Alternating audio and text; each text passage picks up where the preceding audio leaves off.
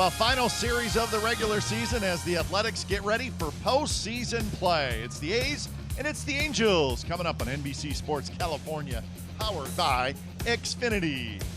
Hi again, everybody, and welcome to Oakland A's Baseball. Along with Ray Fosse, I'm Glenn Kuiper. The A's will use an opener again tonight, and there's so much speculation going on about the A's pitching staff. But tonight, the opener is going to be Lou Trevino, Ray, and I think it's all about his health. Yeah, it's not Liam Hendricks, who may have been the opener for all the games in which the A's have used a non-starter. And for Lou Trevino, he's had some injuries, a little bit of a health problem. I think this will give him an opportunity to go to the bullpen, to get loose. The A's will know that he's going to be coming in at the time that he's going to start the game. That's the most important thing for him because he needs to be healthy, especially going into next Wednesday. And he will be followed tonight by Mike Fiers, who was the original starter. Now, so many A's players having big offensive years and maybe flying under the radar a little bit is Marcus Semien. For more on that, let's head downstairs to Dallas Braden. Dallas. Well, Marcus Semien has done a tremendous job for the Oakland A's, back being healthy this season, which finds him in the lineup with the consistency that I think we have all grown to be used to. But for the month of September, check it out, 19 stakes for the shortstop Semien. That's good for tied for third in the AL, and has been playing outstanding defense as well. But the timely hits for Marcus Semien, that has been a big factor. But what we've seen on the defensive side of the baseball, he's made outstanding plays ranging from the left and right, up and down. And Matt Olson on the backside, no slouch himself.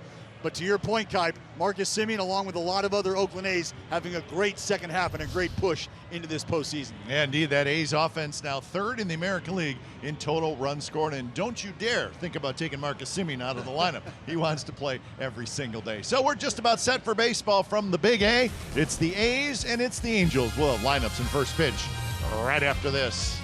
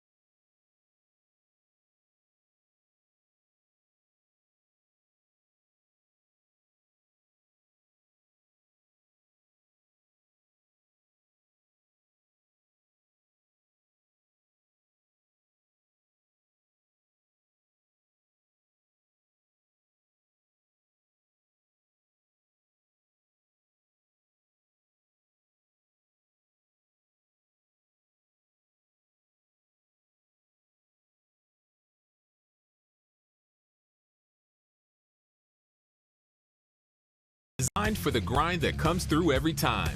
See your local Toyota dealer today. Toyota, let's go places. By Southwest Airlines. Low fares, no hidden fees. That's transparency. And by Jack in the Box. Try something different, like Jack's Teriyaki Bowls. Only at Jack in the Box for a limited time.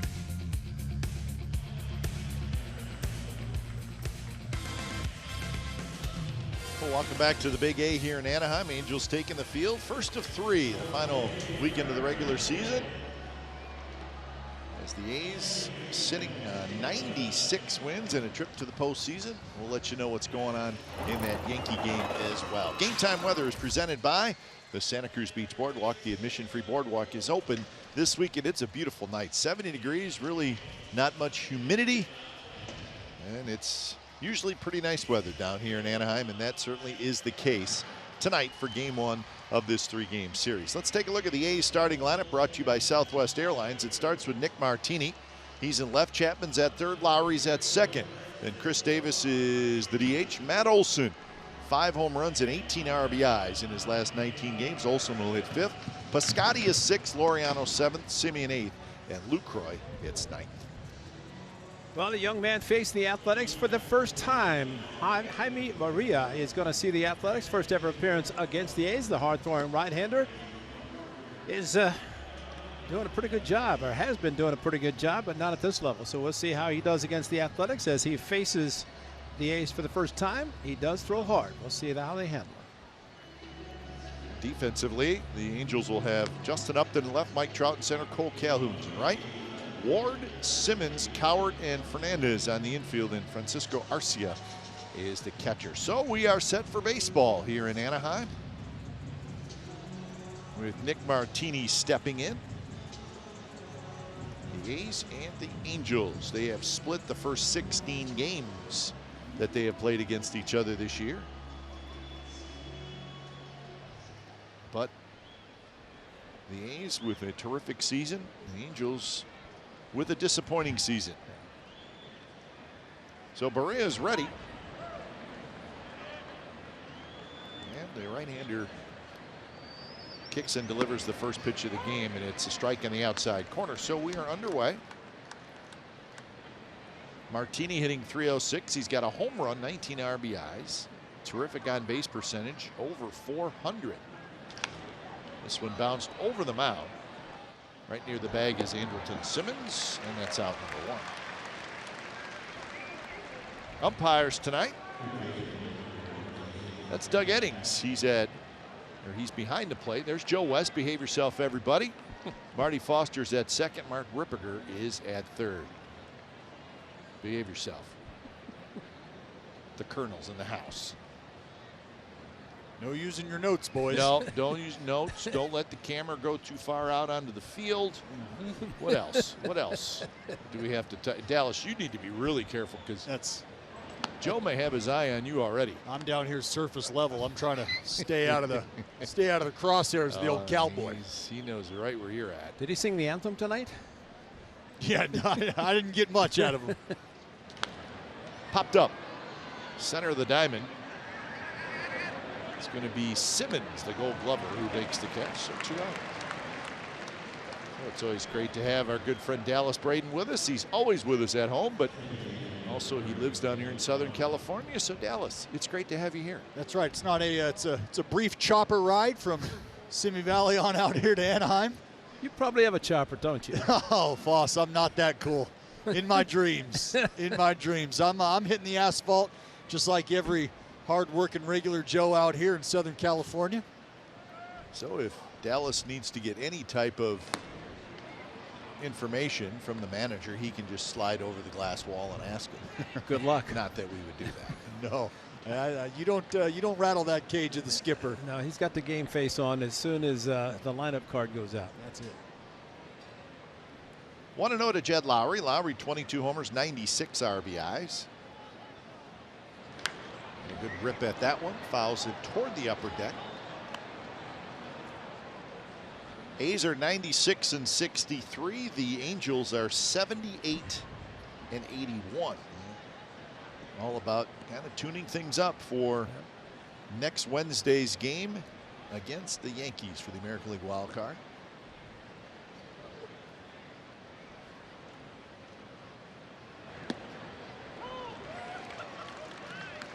They're all keeping a a very close eye on the Yankees-Red Sox game. Lou Trevino is going to be the starter tonight, and he is getting ready. Fires will back him up. He's right beside him.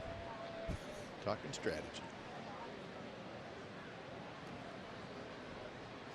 The 2 pitches grounded to second. That's Caleb Cowart. And Jaime Barria has a 3-up, 3-down, top of the first inning.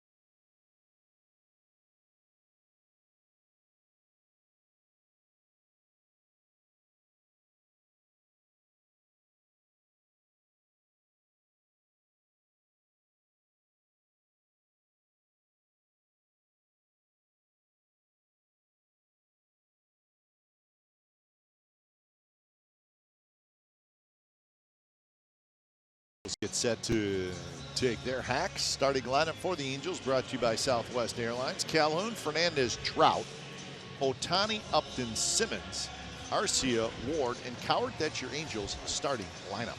And after doing a great job out of the A's bullpen this year, it is going to be Lou Trevino making the opener start. He walked by down in the dugout. I said, "Are you an opener starter?" He just kept walking, and Sean Kelly said he is really psyched out about this start tonight. Good. 1 inning is they've already made the announcement. Ed Munson made the announcement that Mike Fiers is warming up out in the A's bullpen. So, as expected, the opener will be 1 inning for Lou Trevino. And kind of to your point about health is a key for him, and to be able to start warm up the bullpen at his own pace as Mike Fiers gets loose, and that would be for Lou Trevino to come in this game, face the first 3, 4, 5 batters, whatever it takes, try to get through this inning and turn it over to Fiers.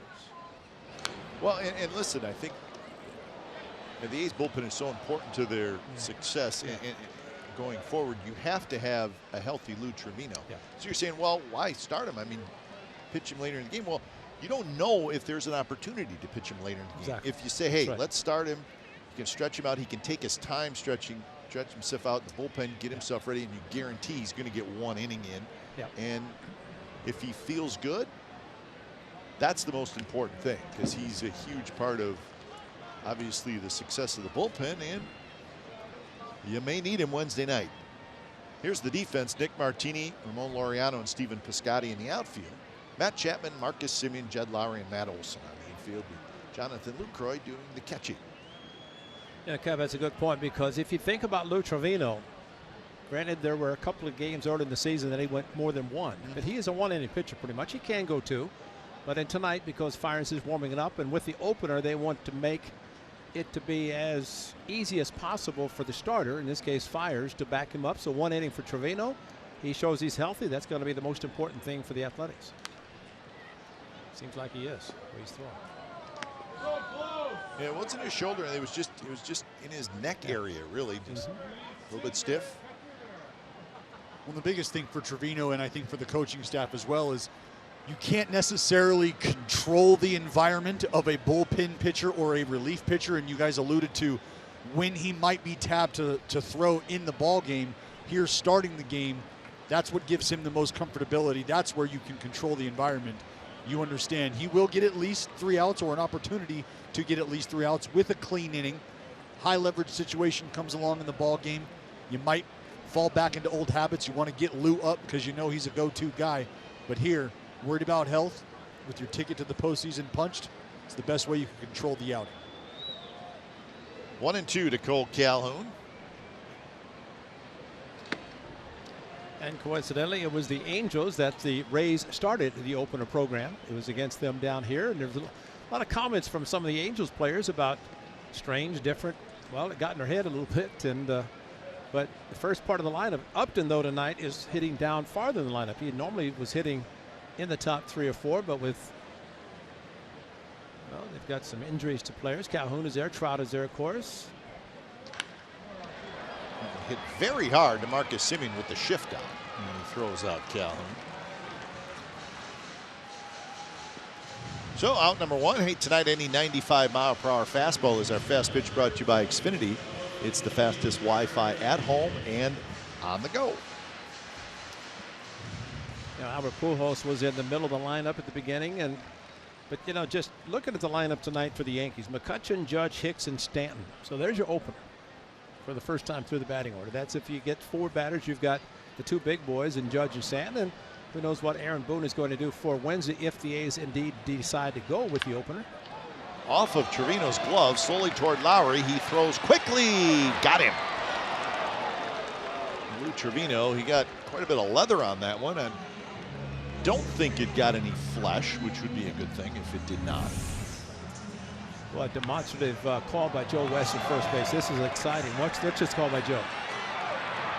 Attaboy, Joe. Really emphatic with that call, and really a pretty close play with Fernandez getting down the line with a deflection off of the pitcher's glove. Made it a closer play, and that nice stretch by Matt Olson helped, and a lot closer than Joe West thought it was. Come on, Ray. He had it all the way, you know that. Good thing is Joe's behind the plate tomorrow night, not Sunday. Here's Trout. Should tell you that the Yankees are leading the Red Sox 11-5 in the top of the 9th inning.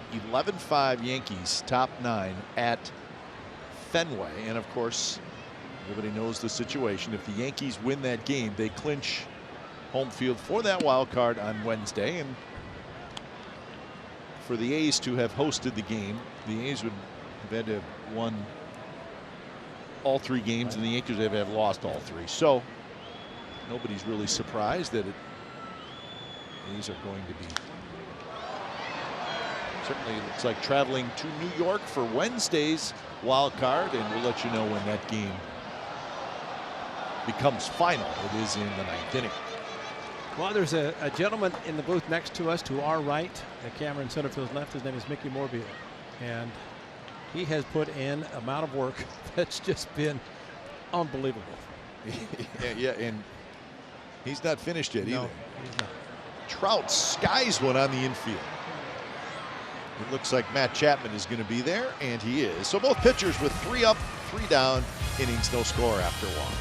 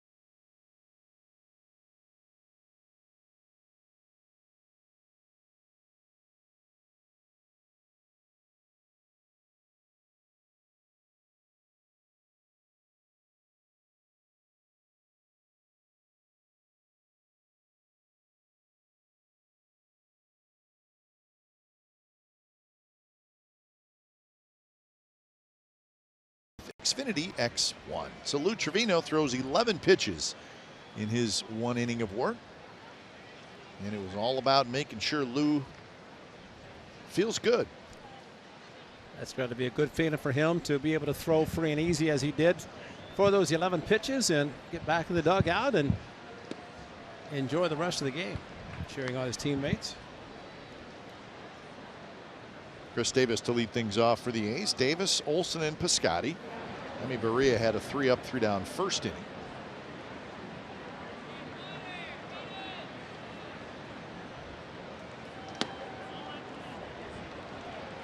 You know, guys, when you sit and think about the move made by the skipper, Bob Melvin, to tab Trevino early on as the starter, you figure Trevino is going to factor in heavily into the postseason, any high leverage situations. But when you're trying to get some answers to questions surrounding.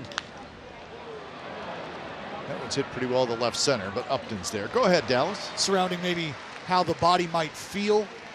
Again, you think about instructional league, and that's a league where the prospects go after the season's over, after the minor league season is over, and that's a controlled environment. They have what they call rollable innings, meaning if a pitcher starts to exceed a 20-25 pitch count within an inning, they'll just say roll it. You don't have to get 3 outs. You're able to kind of expedite the inning, and that's in an effort to control one's environment. And you don't have that opportunity at the big league level, but you do have the opportunity to move some pieces around. Bob Melvin, an absolute wizard when it comes to that. And you know what, Dallas? 11 pitches, Trevino, he feels fine. Well, we don't know that, but he certainly seemed like he was pleased with what happened. And listen, Lou Trevino, man, caught by Arcia right against the netting. So a nice play by the Angels catcher for the second out.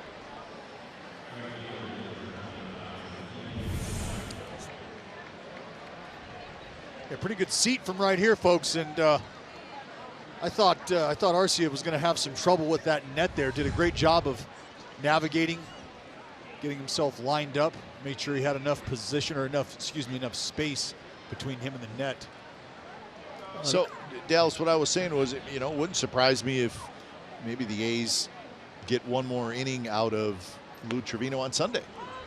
Make sure he's ready to roll. That's something to think about because Lou has, I believe, 17 or 18 outings this year of 4 outs or more. So he's an individual who definitely can give you more than 1 inning at a time. And I think if you're able to come away with some answers to how he's feeling health-wise, how the body feels, and tomorrow you'll get another answer on how he's able to bounce back, that could definitely be something that we see. And with 2 days off after Sunday before the 1 game on Wednesday, and essentially it's about 3 considering the game on Sunday and the game Wednesday at nighttime, he may go 2 on Sunday just because they might need him to go 2 Wednesday if they do the opener, and depending how long the second guy goes. So see how the game goes. But he is capable, like Dallas said. 2-1 to Stephen Piscotty. But we are spending a lot of time talking about this for obvious reasons, but obviously the bullpen thing has become more important the last couple of years in the postseason. But you take that with the fact that then you put into the equation where the A's pitching staff is as far as injured rotation pieces, and then on top of that, it's a 1-game playoff. You're going to do absolutely everything you can do. You're going to go out by out, not inning by inning. So you kind of add that all into the mix, and then you realize why we're spending so much time talking about it. And you take a look at those numbers right there. I mean, the wild card game, folks, is by every definition a Game 7 scenario. There is no tomorrow. That's right. Just missed Piscotty with the 2-out walk, so the A's have their first base runner. Yeah, that's a great way to put it. Yeah, it really is. Not really, it is. It's an elimination game, so you do absolutely everything you can. Yeah, and I still say, and we've talked about this, when you play that game and you're starting the division series on Friday, you're essentially having your off days as normal throughout a season. Yep. And whereas the Red Sox, or whoever plays in the division, it'd be the Red Sox, they're going to have 5 days. But I thought it's interesting with Fires down the bullpen. You saw him sitting down. Essentially, it's what he would be doing as a starter in the dugout while his team is hitting, and then he would go out. But I think the nice thing here, and I've loved seeing a starter stay in the bullpen, especially in the top of the first. I mean, if necessary, he could get up and continue to throw. If this inning is prolonged, then offensively, the A's hope that's the case. But being in the dugout here, as opposed to the Coliseum where he could run down the left field line, here he wouldn't be able to get the bullpen. Laureano fouls one just to our right, a little bit above us. Well, something to think about as well is if the bullpen or the opener is the approach, maybe it's a matter of chalking up 1 inning's worth of work from your starter in the bullpen, knowing we're not looking to get 7 or 8 innings out of him. So if we have to chalk an inning up to preparation down there in the bullpen, knowing we're going to hand it over to the bullpen, maybe that's a thought. A lot of things we've never talked about before. Yeah, Right. well, that's a good point by Dallas, too. It's like the only difference is you're sitting in the bullpen as opposed to the dugout. Correct. Exactly. Exactly. You've made your warm-up pitches. Right, You're yep. going to take a seat now in the dugout, let this half inning unfold, and when you get up now, you're going to come out to the game mound, get your work in, and ready to go. 1-2 to Ramon Laureano. A little bit outside, not by much.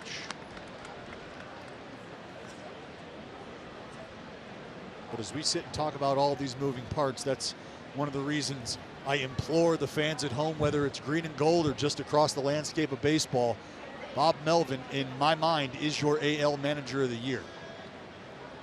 I think you are correct, yes. Swing and a miss, and that's the first strikeout from Marin. Ends the inning. A strand to runner. Bottom of the second coming up.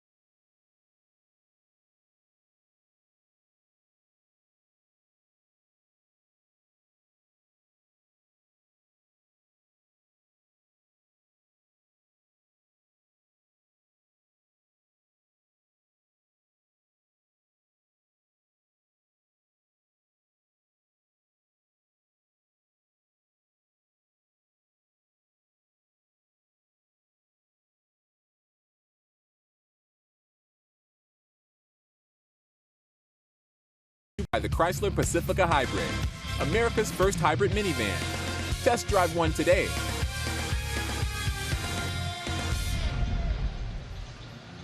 No score, bottom of the second. A's Angels. Beautiful look high above the big A. Hey, when it's time for change, think Speedy Oil Change and Auto Service, your trusted oil change tune-up and smog expert. So here comes Mike Fiers. He will treat it like a start, even though he's coming into the game in the second inning. He's had a really good year. 12-7, 3.31 ERA. And as a member of the Athletics, he's 5-1 with a 2.90 ERA.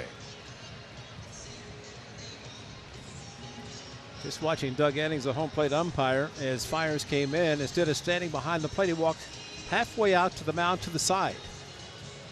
And it's almost as if saying, you know, you don't have your normal 8. You get whatever the time allows you to have. And he kind of 6 that he got. Of course, he was ready when he came in. But sometimes the first hitter is the most critical.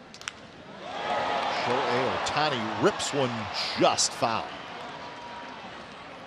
Just foul. Well, Shohei Ohtani.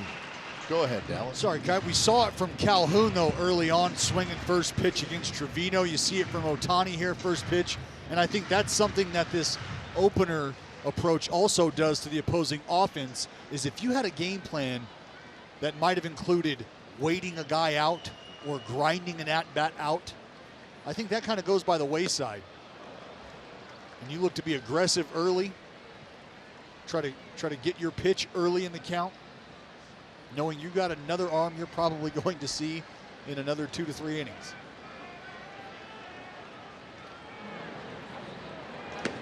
True pitch is a fastball, a little bit inside, not by much. Now, according to the formula, if it stays this way, then Trout, second time, will be the last time that fires is in the game, which would be the second time through the batting line. Right. So we'll see if that's what pans out and see if we start getting a reliever ready.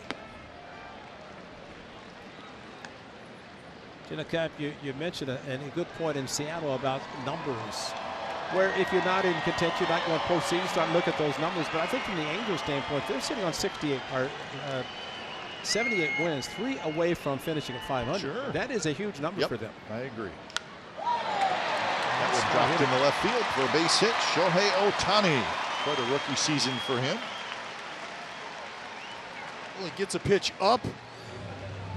Left-handers, not typically tremendous high ball hitters, but this ball is up and middle, working its way back to the center of the zone, trying to freeze Ohtani with that back whip two-seamer on the inside part of the plate. Doesn't quite stay there, and he just kind of fights this off and serves it out into left field. And Ohtani having a tremendous rookie campaign over here for the Anaheim Angels. Not so much on the mound, but the bat has played.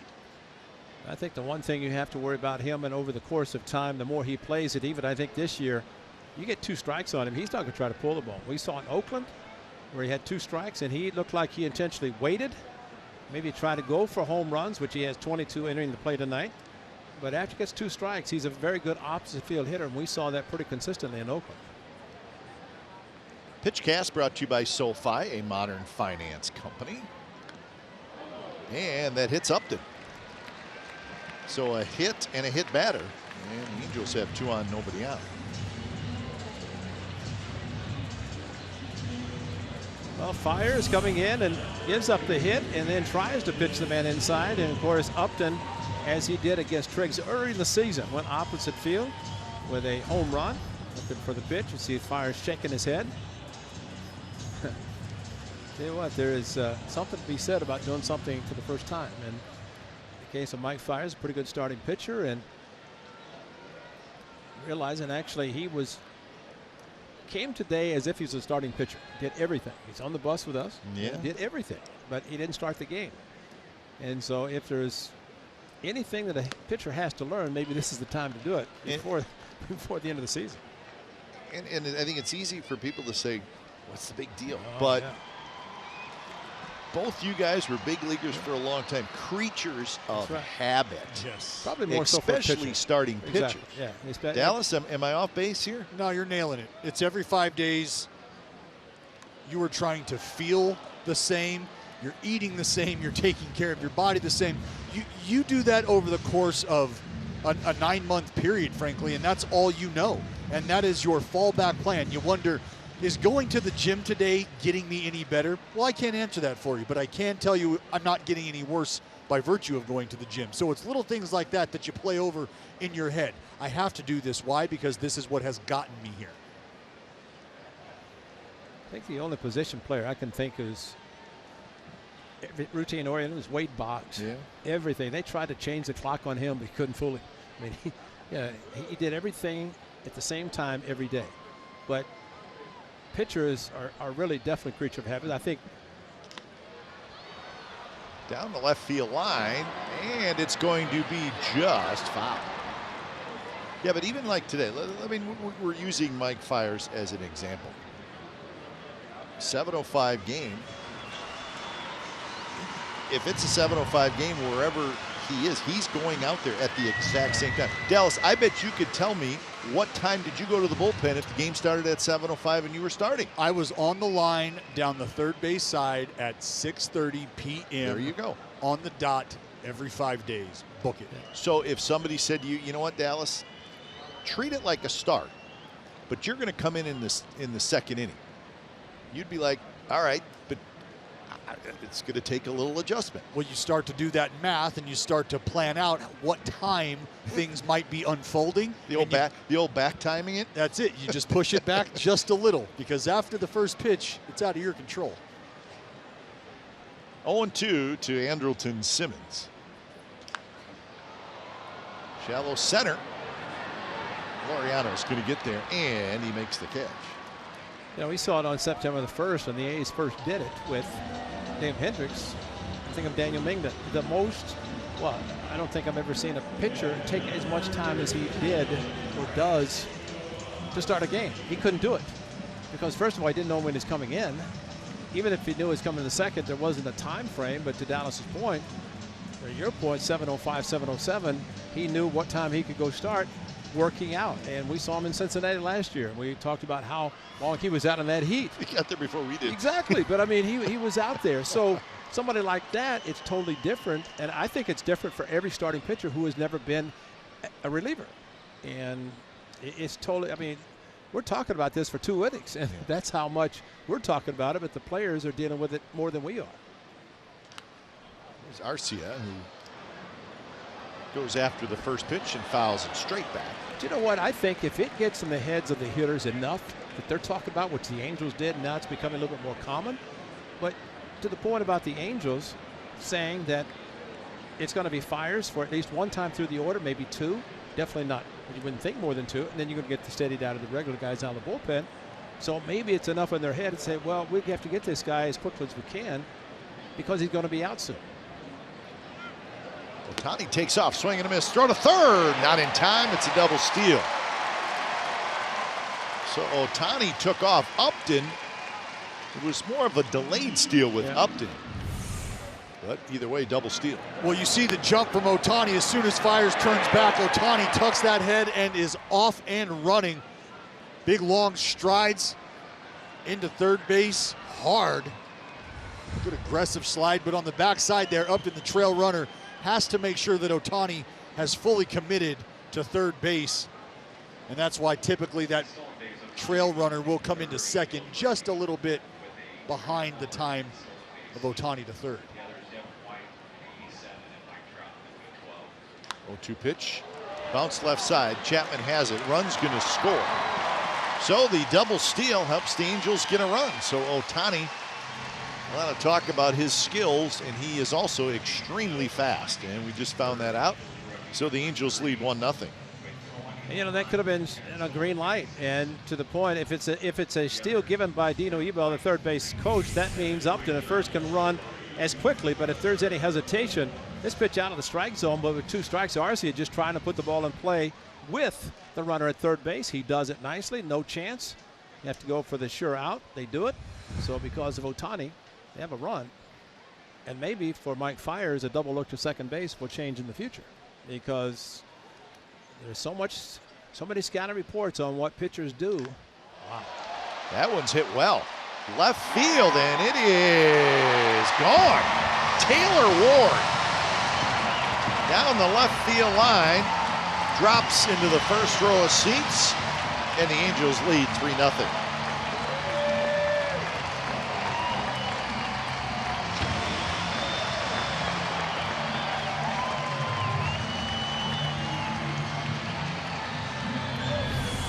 Well, this might have been thinking about Ohtani stealing third because this was a pitch that should have been hit as hard as it was. Well, coming right in the wheelhouse of Ward, he jumped on the first pitch like several hitters have already in this game. And maybe that was the plan of the Angels, jump on whoever's in the game as quickly as possible. And they have a currently 3-0 lead. A lot of home runs allowed by Mike Fiers. That's the 31st. Here's Caleb Cowart. And the game will be played in New York on Wednesday. if the hitters don't hit the ball right center, left center, down the line, it's very inviting for all hitters. Martini waits. He grabs it. Side retired. 3 runs for the Angels. 3rd inning coming up.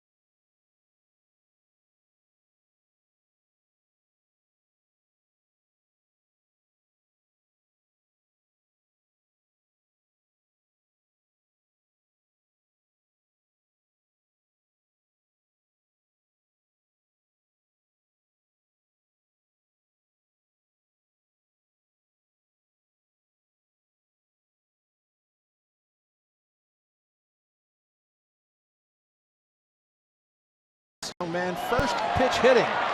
Exit velocity 104, 376 feet. I mean, that was a no-doubter from the beginning. Swung the bat, it's gone. Not a top spin on it. And for Ward, his 5th home run of the season. StatCast AI powered by AWS. So 3-0 Angels. Jaime Barria facing Simeon, Lucroy, and Nick Martini. Shutdown inning, 76% success rate for Barria.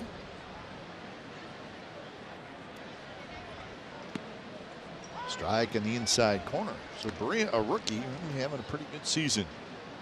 Yeah, God, correct me if I'm wrong, but wasn't it Mike Soja a couple years ago who used, what, 10, 11 relievers in a game? Oh, yeah. So, I mean, kind of the originator of we remember it, Ray. the bullpen game. The game took 9 hours and 12 minutes. Right. But it was essentially that. He started a reliever and finished with a reliever. Nobody in between. All right, October Quest update time. What happened in Boston?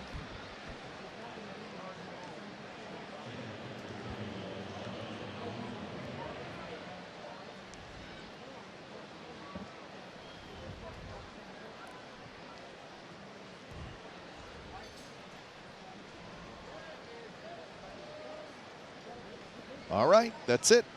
We're all set, Ray. The A's at the Yankees Wednesday, 5 p.m. Pacific, American League wildcard game. So, on to New York. Should be a whole heck of a lot of fun in what will be a crazy atmosphere. Well, people were saying, well, what if the A's won all 3 and still it's the tiebreaker, and that's why it's 2.5, even if it's 2 with 2 to play, and the A's went out, and the Yankees ends up a tie. They still have the 1, but it's over, which is good. Talking to some of the players, they said it would be nice for them to win, get it over with. That way, go through the weekend. They know what to do. Bob Melvin's going to know what to do. How many innings, how many at bats? Well, the Yankees, give you a few tidbits on them. They finished their home record with a home record of 53-28, so that's pretty darn good. Second most wins, second most home wins in all of baseball. And looking at that box score from that Yankees game tonight, Ray, this is interesting. The Yankees hit 4 home runs tonight. They have tied the 1997 Seattle Mariners for the most home runs in a single season, 264. So they have 2 more games to set the record.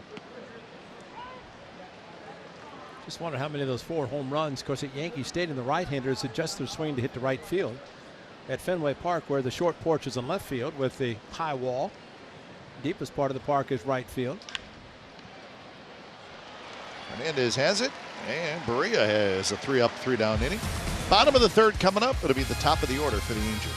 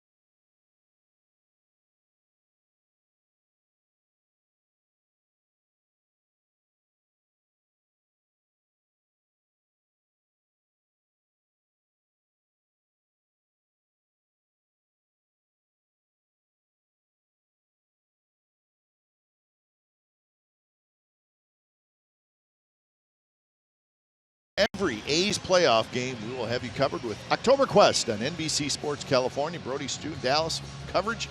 Special guests all postseason long. The most comprehensive coverage of the green and gold right here during October. And, well, let's hope it's a long October run. It all starts on Wednesday night at Yankee Stadium.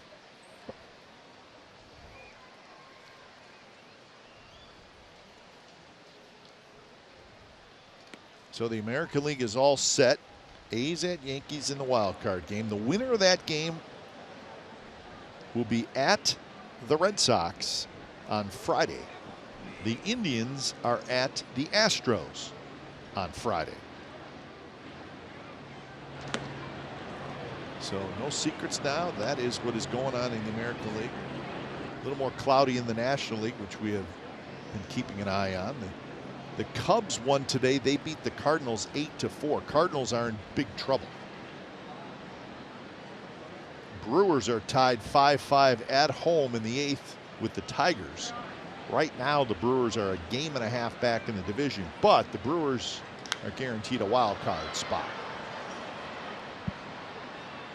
Martini is under it, and he's got it. So, and that's a quick look at the National League wild card. So the Brewers, they're going to go to the postseason.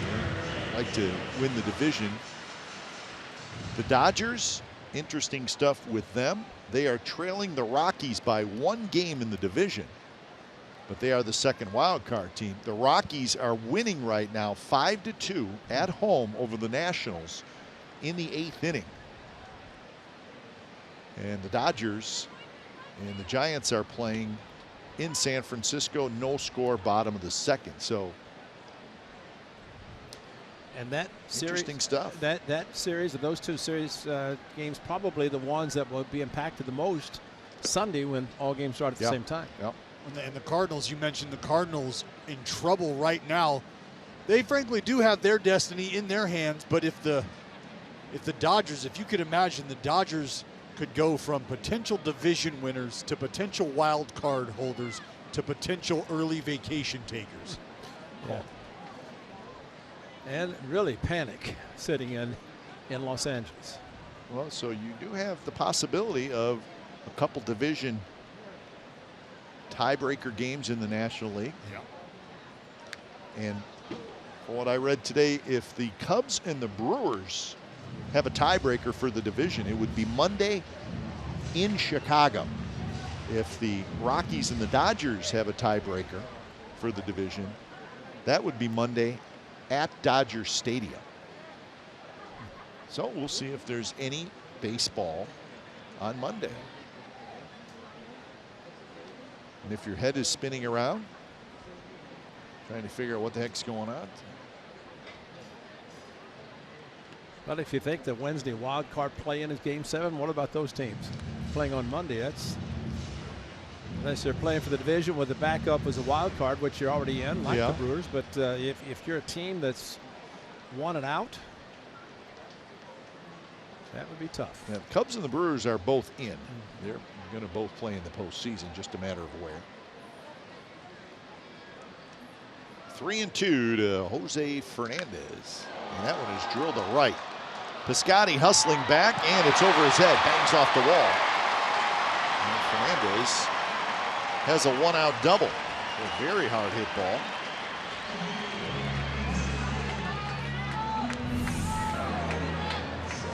Home run in New York. Because the ball jumps to right field, short porch. This one over the head of Piscotty. 3-2, a challenge, and Fernandez was all over it. Piscotty tried to go back, figured it's going to be a double easily, which it is. But you see a ball like that go to right field in New York, you're holding your breath.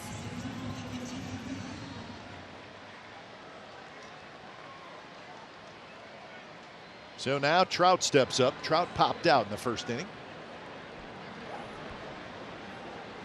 And that one is hit high and deep to right field. Could be trouble. Gone.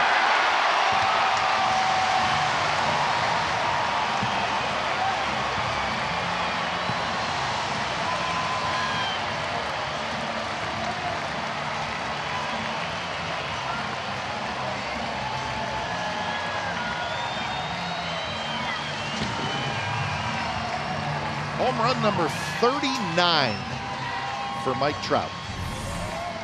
Well, this is just a matter of location this evening for Fiers. Trying to go away here to Mike Trout. And it's right in that happy zone, not too low where Mike Trout has his nitro zone, but middle.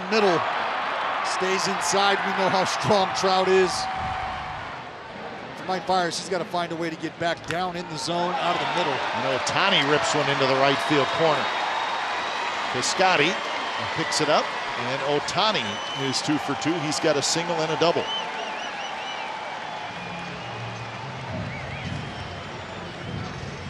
Well, the one thing we know for sure is that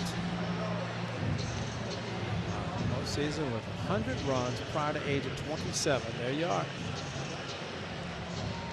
Still, that's got to be at the top of every list.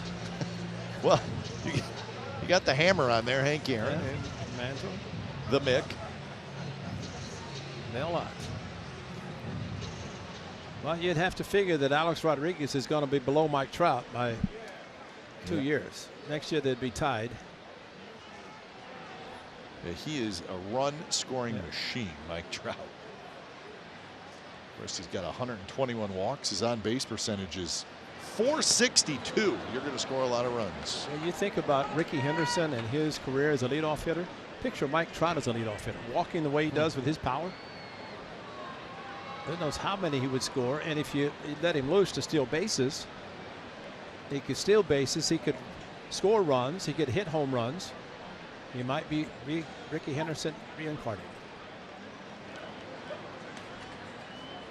But one of the problems about Mike Fiers, he is a fly ball pitcher, and we've seen a couple of long ones, and the one that Fernandez hit.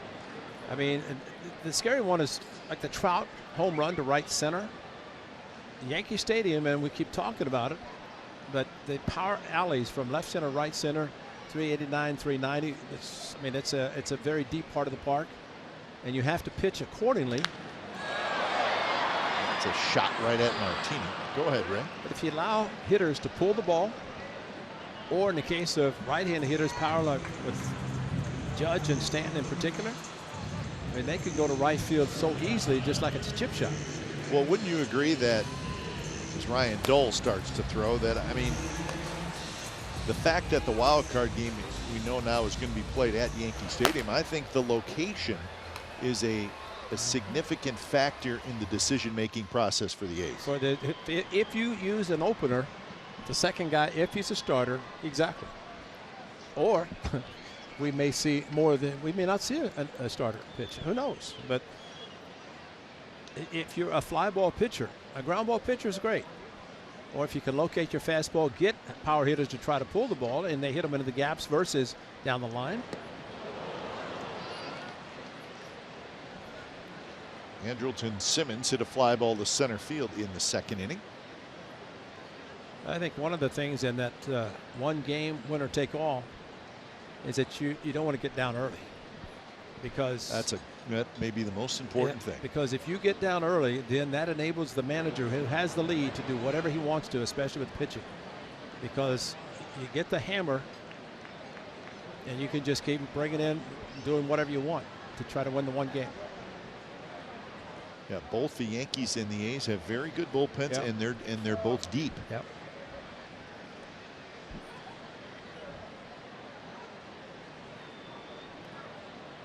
Gets a little more intriguing the more we talk about it. Absolutely. I wish it was Tuesday night.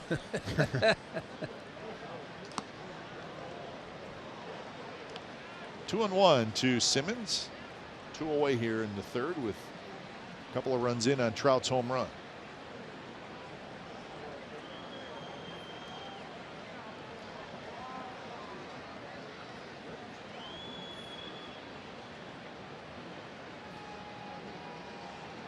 And a curve that misses way inside. The Fire scuffling. Gave up 3 in the second, 2 here in the third. He's had trouble locating the fastball. See here, breaking ball. Simmons just backs up. It's been a matter of release point as well. He's been up in the zone, hasn't been able to get that ball down.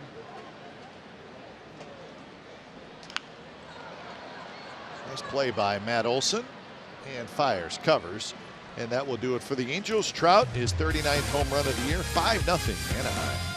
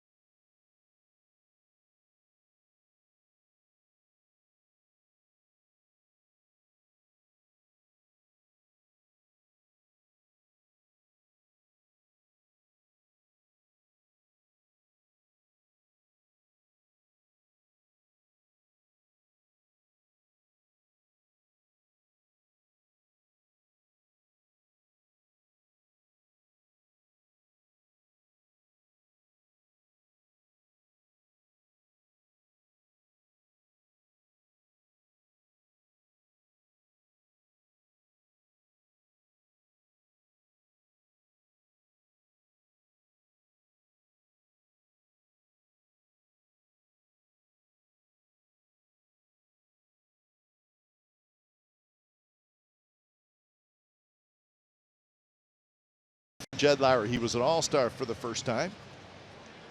And if it's highlighted, that means it's a career high. So he's got a career high home runs, RBIs, walks, OPS over 800, 37 doubles.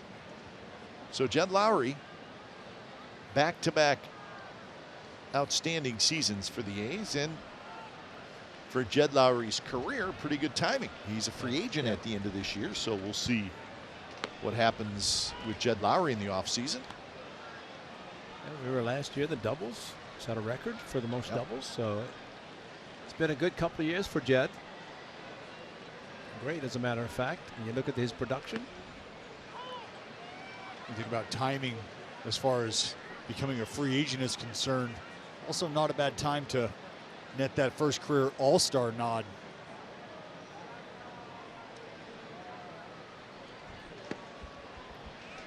Well, we all do it. You can sit here and speculate on what kind of money it would take to keep Jed Lowry with the A's. But every time I guess, I'm usually way short on what a guy's going to get. But for Jed Lowry, he's 34 years old. And he's been around a long time, and he's been a good player for a long time. It's pretty simple with Jed. If he stays healthy, he will produce.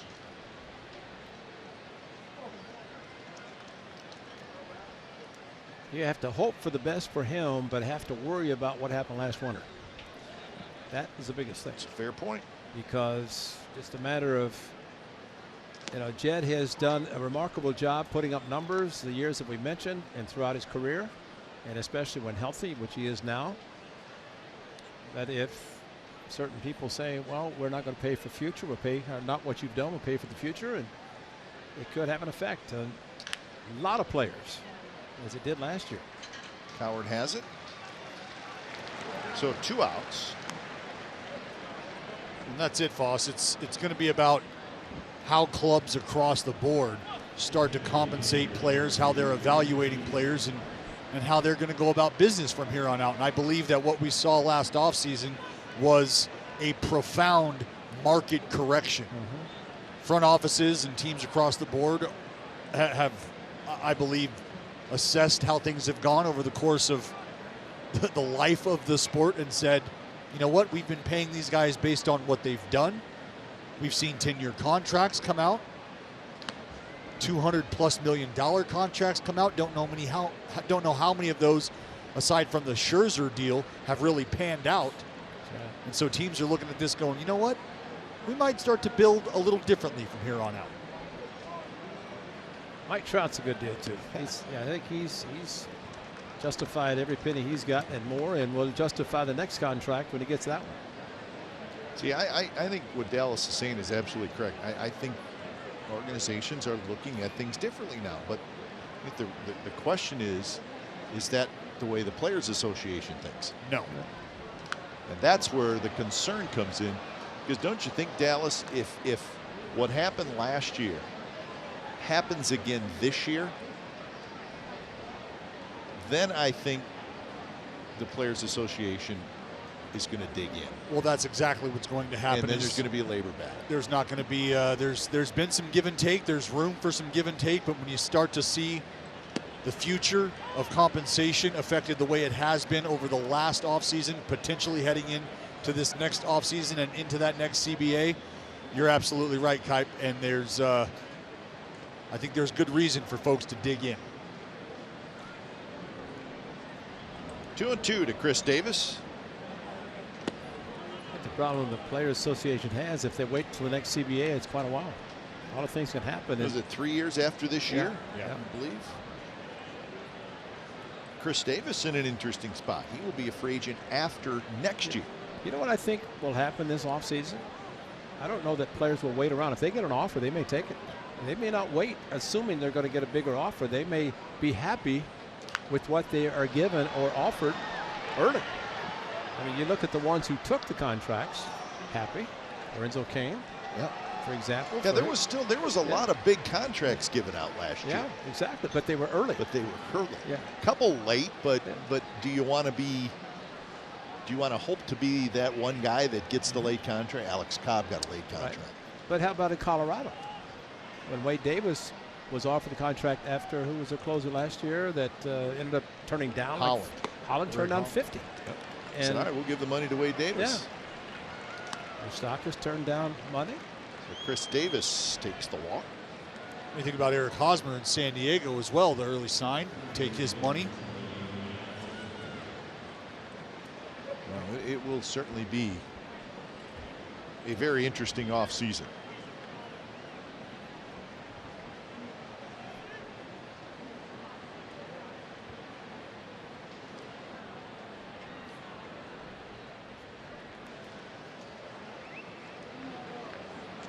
First pitch to Matt Olson in first strike. A's actually benefited with John Lucroy.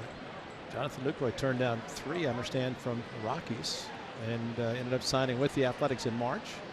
And he's been outstanding for the A's in this 2018 season. Pop-up foul. I think in his situation, you have to look at who's close to coming up and being able to do the job that he has done this year. And Sean Murphy's name has come up, but he's hardly played AAA. So, I mean, it's just a question. And, you know, I remember when Kurt Suzuki came up, I think it was 07. Yep. And Jason Kendall was here, and they asked Jason about mentoring him. He said, I can still play. And Jason got traded. And Zook took over. But, you know, you have to determine, is someone willing to sign a contract knowing that it's going to be one that you get the benefit out of him at the beginning, but is he going to be someone that's going to help somebody up and come? Yeah, Sean Murphy, the gentleman you're talking about, one of the A's top prospects. Exactly. And he's a catcher. Right. Got all the tools from what everybody says. Exactly. And not that far away from the big leagues. Not that far, but maybe far enough that you need to have somebody in the interim. And again, maybe somebody who would help him.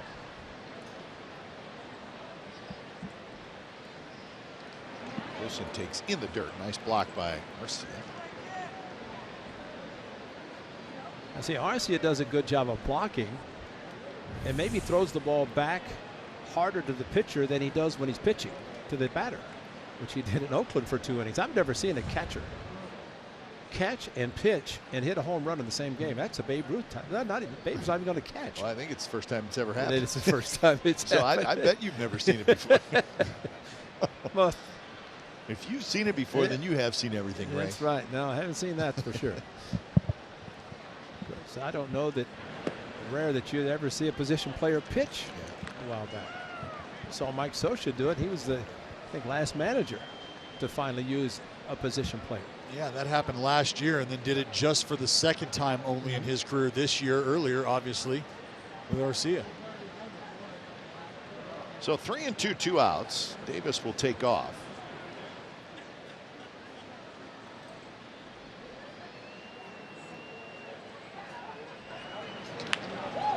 That was drilled foul. That is the way you should approach a 3-2 pitch. Load up, let it go. You get it, don't miss it. If you get something else, make an adjustment. But man, don't ever let a fastball go. It's not swing hard and try to swing over the shift and hit over the shift, which about the note today, there will this first time ever there'll be more strikeouts than hits in a season. Yep, and you knew it was coming this year. Exactly. First time ever.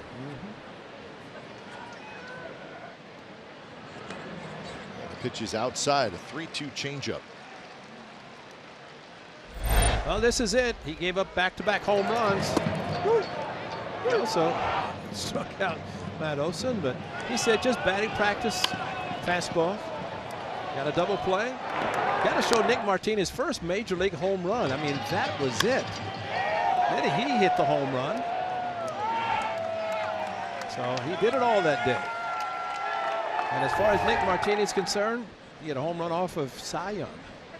Still counts. Absolutely. Martini and Pinder back-to-back home runs. And he was definitely under the average speed of a pitcher. Far under. Piscotty takes off-speed pitch in first strike.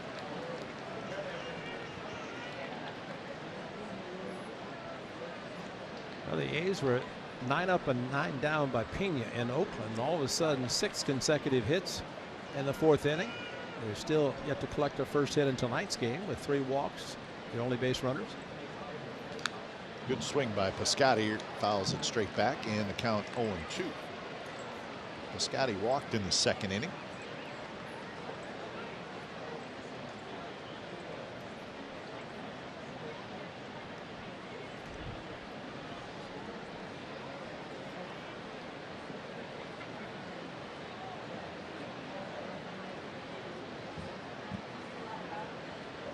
One swing of the bat, and the A's are back in the game.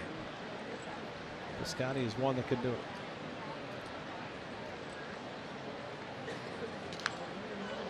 You know, one of the things, guys, I think for the Athletics, and with the knowledge now that they know they're going to be playing in New York, this is where you have to see the intensity, good at bats, good baseball for this weekend, because they are going to have 2 days off. So you don't want this to be a 5-game layoff. They know they're going to be in New York, 1 game, but this is a good time to continue to play. It's almost like the end of spring training. Get some quality at bats and be ready to start the season. Quality at bats this weekend, you start a second season.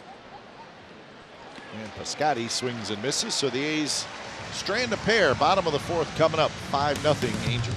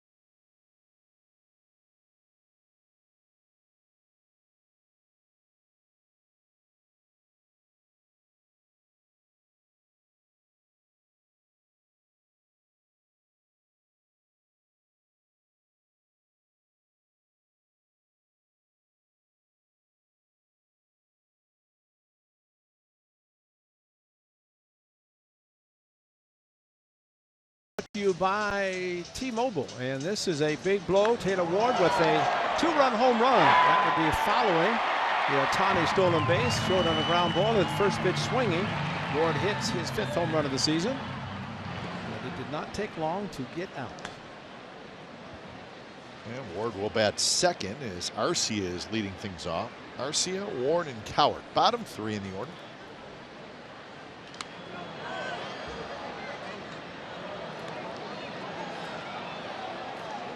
Arcia had an RBI ground out. That was in the second inning.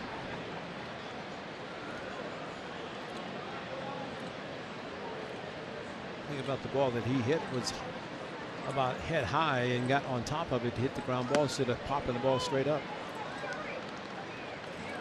But got a run batted in. Got a runner at third, less than 2 outs. Just make contact, and he did. It's situational hitting.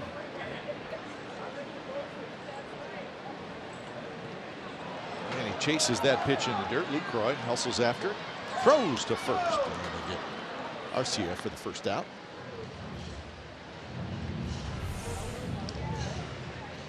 Good breaking ball, good block, good finish to the play.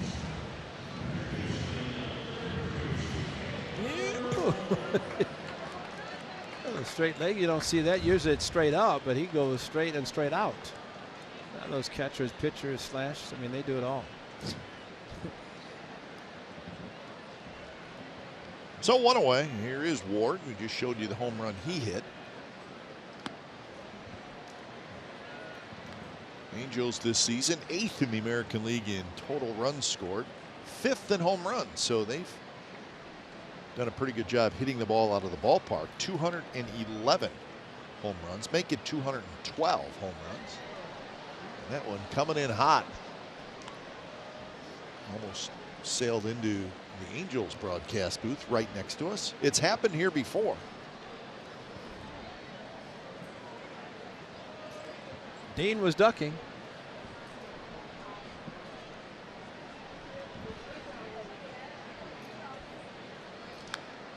Two pitches, foul back. There's if John Reynolds had a ball come his way, he'd be hitting the head. He would not even see it coming. Well, you'd have to be awake to know that it's coming.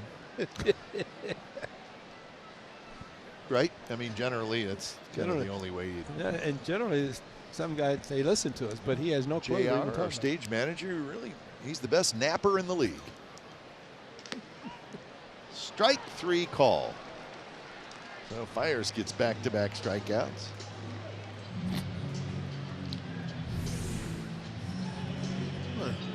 Good fastball up in the zone, two-seam action, bringing it back to the black. He'll take it. Ward not a fan. So 2 away for Caleb Cowart.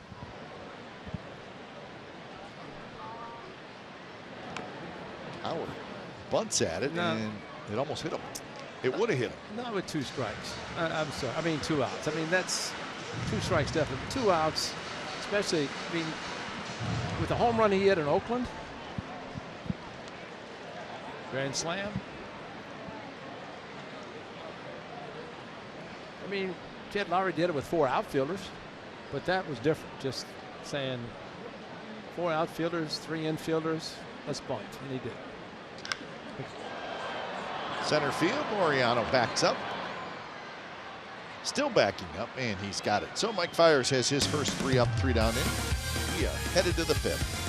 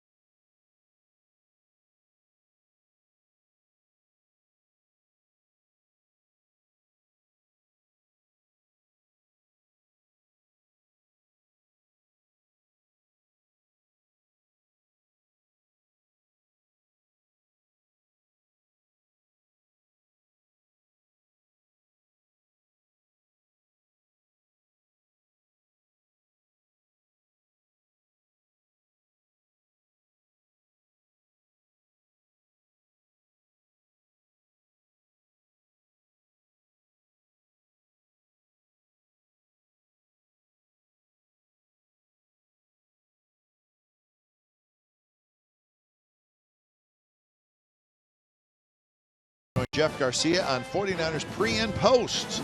Live 1 hour before and after the Niners face the Chargers. This weekend, NBC Sports Bay Area Plus. The home of the authentic 49ers fan is NBC Sports Bay Area. Angels 5, A's nothing. It's the top of the 5th inning. And the A's looking for their first hit. They've received 3 walks. So, string some hits together with Laureano leading things off.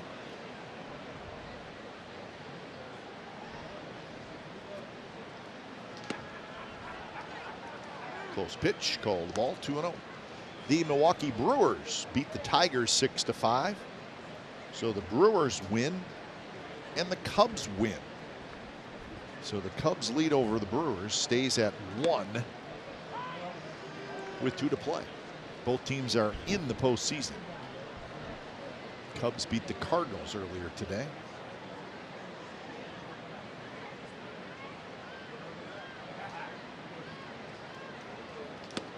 Swing and a miss. The Colorado Rockies won. So the Rockies lead in the National League West is now a game and a half over the Dodgers. Dodgers are tied 1-1 in the 4th. Think they're watching that game in Colorado? Yep. Yes, they are. They ain't going anywhere. Nice thing about the Twins, who didn't have the well, they had expectations, but they didn't fulfill them this year. But last year, watching on TV as game ended, it put them in as a second wild card. A lot of celebrations, a lot of expectations this year, but it did not happen for the Twins. They played the Yankees last year at Yankee Stadium and lost. And the 3-2 pitch outside. So walk number 4. Fans, you can now purchase your single game tickets to potential American League Division Series home games. Just visit athletics.com/postseason to get started. Plus, if you join A's Access, you can save at least 20% on ALCS and World Series seats and lock in your strips of tickets throughout the entire postseason. Our team is standing by and ready to help. That's right. Visit athletics.com/postseason today to get started. Get on the phones right now. They've got them working. You on yours? Yeah, I'm trying to verify if the Rockies clinched a playoff spot, and they did. First time in their franchise history, Ray, that they will go to the postseason 2 years in a row. They've never won a division, right? They have never won a division. Good call. They were the wild card last year. Yeah. So this would be, if they hang on, their first ever division championship. But they are in the postseason for sure. That's congratulations. Well, we spent 3 days at Coors Field, and we were impressed.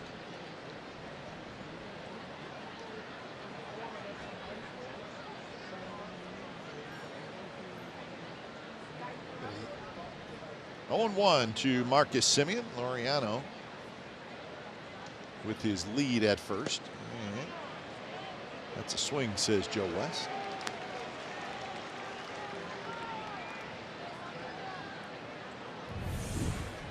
Tell you from where I'm sitting, I feel like Marcus might have, I don't know, borderline. I'm probably biased though. No. Not necessarily. It was borderline.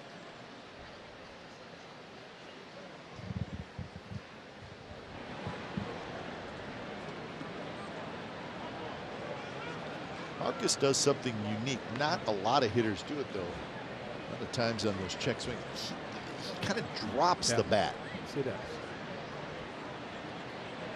And That's don't know that influences the call either way, but I think it influences the home plate umpire because he sees the body go forward. Yeah. That's always been my contention, that you always need to check, defer to first base, because if you don't, you watch his body, a lot of times it's going to show up as not being a swing. 1-2 to Marcus. Dallas talked about Marcus in the open of our show, and all these A's hitters having these terrific offensive seasons. I think Marcus has gone, well, not overlooked. That probably wouldn't be fair, but maybe flying under the radar a little bit. He's got 68 RBIs. I think anything he does offensively is a continuation of his success doing that, but I like the defensive skills, the improvements defensively. He's got 34 doubles, 15 home runs, and he's had a good month of September. Yeah, and he's got 19 RBIs in September. And has already set career highs in hits, walks, runs, and doubles. So that gives you a little taste of how the season's gone offensively, at least for Marcus Semien. Well, there's a third base coach in Atlanta by the name of Ron Washington. Yep. Who used to call him Marcus. Marcus, let's take some runs. And Wash has to be very proud of the success of Marcus Semien playing shortstop, and knowing, as Wash always said, just give the young man a chance to play every day, and you're going to see the improvement, and you're going to see how great of a shortstop he can be. And he said, hey, remember Miguel Tejada? He was worse than that. Laureano runs. It's a swing and a miss. Throw to second. The tag got him. So that is a strike him out, throw him out, double play as Arcia throws out Laureano. Well, you have to wonder when Laureano slid if he stuck, because it was not a very smooth slide going into second base. Of course, the swing and a miss didn't help, but like he maybe tried to avoid the left knee of Cowart. See him go to the right there. Got him on the backside before his hand evidently got to the bag. They're going to take a look at it, maybe. No, they're not. That's a great point, Foss. You can see Cowart's kneecap right in the way, and you can tell Laureano, in an effort to avoid that, wasn't able to extend that left arm initially and get him headed on the ground towards second base. He had to tuck that shoulder in and then extend, and that might have been all the time they needed to buy. And that might be something we're seeing this final weekend, trying to keep guys healthy. And there's the change of direction. Got him on the backside. But sometimes there, if you go feet first, you can upend the guy. But head first, you're not going to do it. Maybe the skipper asking Laureano if he's okay. Maybe he saw something running. I think it was more at the end of the play.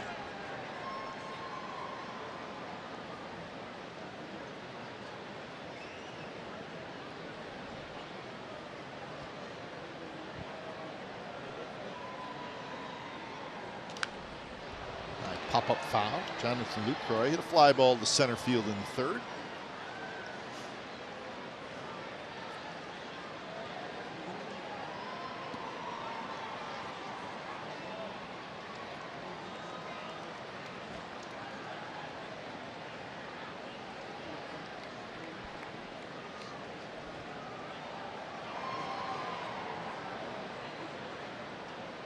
Number 2 pitch is bounce foul. Matt Williams ends up with the baseball. Taylor Cole was throwing.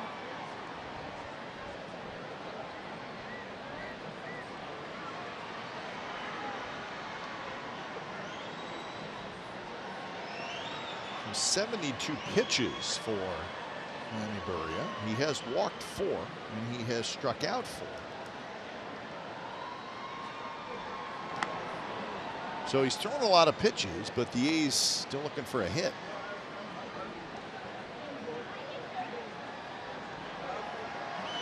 He's had a good slider going tonight. He's worked ahead. And to your point, Pipe, some soft contact.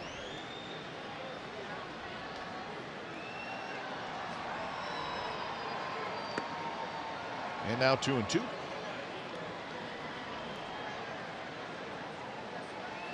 Well, I don't know if you could say he's been necessarily real sharp, but sharp enough to get out of any jams. Yeah, that's right. That's right. He's got out of a couple. A couple of 2-out walks in last inning. 2-out walk in the second inning. And that is walk number 5.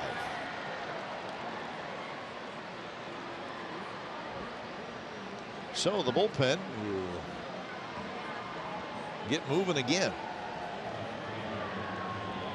Charles Nagy will head out. The Angels have endured a lot of injuries to their pitching staff this year, much like the Athletics. A's have been able to overcome. Angels with a team ERA of 4.15. That's 7th in the league. The A's is 3.79. That is 6th in the league, but the ranks aren't a whole lot different, but the number is fairly different. And both teams have definitely taken their lumps as far as the starting rotations are concerned. Both squads missing some impact arms. Well, it's really the second year in a row that it's pitching injuries have been a major issue for the Angels.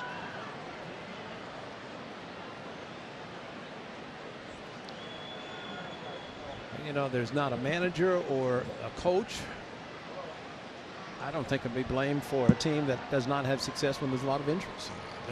Injuries do occur, and you try to fight through them, but it does not mean all the players that come up that they're going to do the same that you hoped.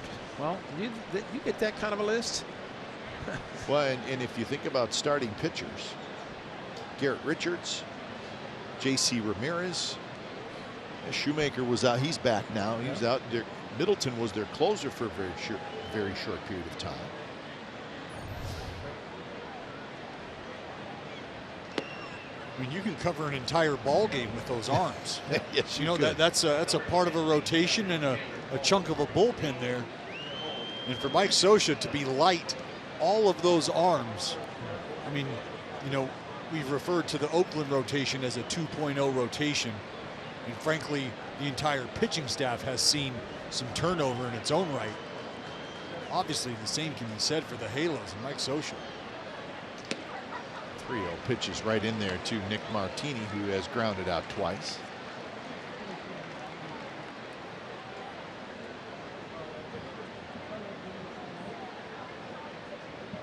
Inning started with a walk, but a strike him out, throw him out, double play. Erase that. And that one's not close. You know, Charles Nagy went out to talk, and Mike Scioscia's not going to wait to let this young man get a decision. And a 5-0 lead, and he has walked 3 in this inning, 6 in the game. So how many times does a pitcher get taken out because of ineffectiveness with a no-hitter? Does that make any sense? No, but maybe he's at the pitch limit. He's under 100. Well, he's at his walk limit, I think. And that is 6. So when it's time for change, think Speedy Oil Change and Auto Service, your trusted oil change, tune-up, and spa experts.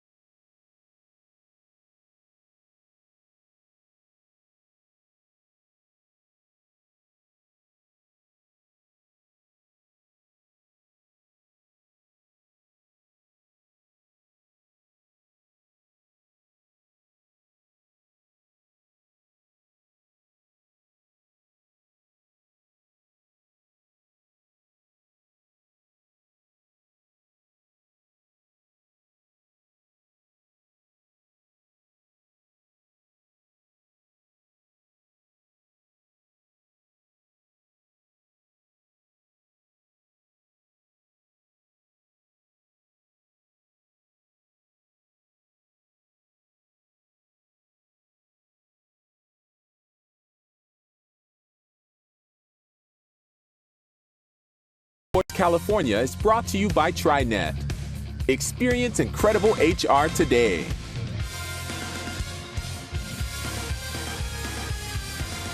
Looking up at the Big A. That is the Big A out in the parking lot now here at Angel Stadium.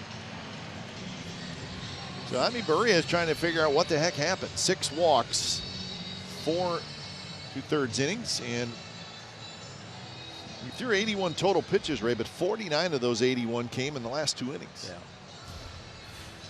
So he walked 2 in the 4th, 3 here in the 5th. So Taylor Cole is the new pitcher. 3-2, 2.94 ERA. A lot of pressure on the bullpen to continue with his no-hitter. That's right. Got to take care of that no-hitter. That was this time of the year in about 1975. The A's had a combined no-hitter, 4 pitchers. And 2 catchers. So Matt Chapman steps up with 2 on and 2 out. First pitch just misses off the plate. I always think about one great left-hander by the name of Jim Abbott, who pitched for the Yankees, and I want to say he walked 10 batters in one game, not one score. Not one score. A's have not had one score tonight. That is tough to do. Yeah.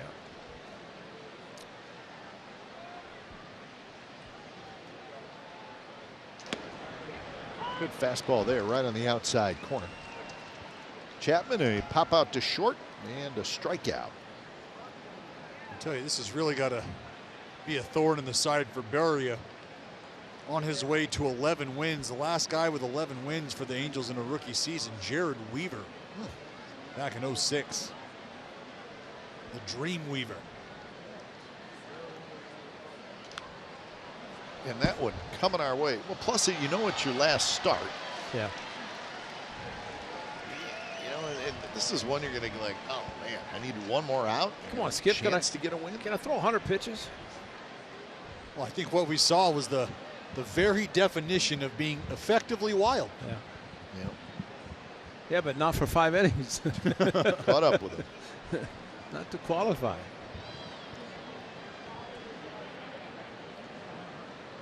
1-2 pitch to Chapman. Well, and you know, guys, we mentioned the Angels having an opportunity here, should things go well for them, to finish up dead even at that 500 mark. And you know Mike Scioscia has that in the forefront of his mind and is not looking to roll over and lay down for anybody, regardless. 3 games left in the season, pulling up the rear in the division, doesn't matter. That's why I thought when the A's were trying to get into postseason, to qualify, to get in any way, these 3 games would be very important if they meant anything. Of course, they mean a lot for the Angels, but Mike Scioscia's teams will always play regardless. And that is an aberration when the A's had the 2 of 3 at the Coliseum when they scored a combined 32 runs in the last 2 games, 10-0 and then 22-3. But man wasn't happy. Neither was he. Simmons expected to be playing on a winner for several years, as did Albert Pujols and Mike Trout, especially when Ohtani signed. This was supposed to be a big year for the Angels. But it has not worked out that way, and Ohtani now is going to have surgery in, next week, I think. Yep. Tommy John surgery. He may be going to New York to pick up his Rookie of the Year award with a sling.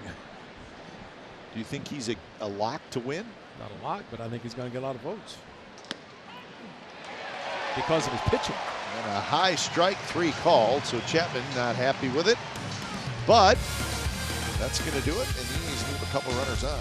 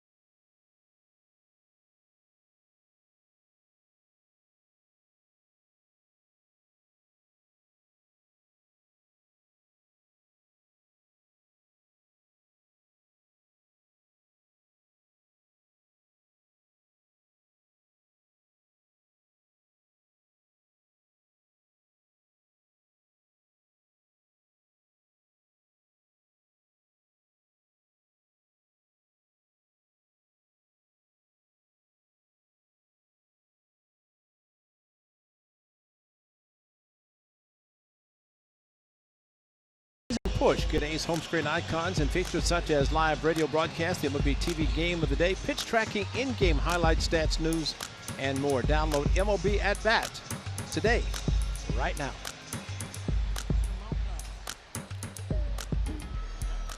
So 5-0, bottom of the 5th inning. So a Yankee fan in the mix. Maybe scouting the A's.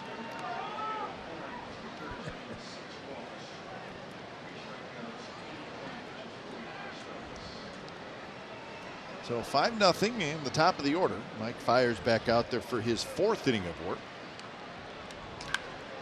And that one is ripped down the right field line, and Piscotty's not going to get it. At the base of the wall, Piscotty picks it up quickly. His throw in, not quite in time, and Calhoun has a leadoff double.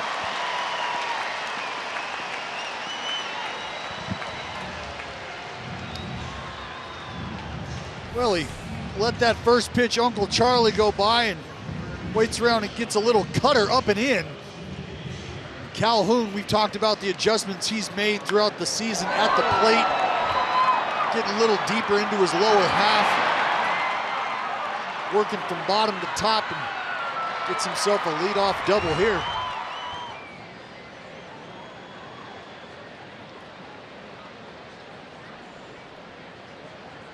So here's Jose Fernandez, who doubled and scored in the 3rd, grounded out in the 1st.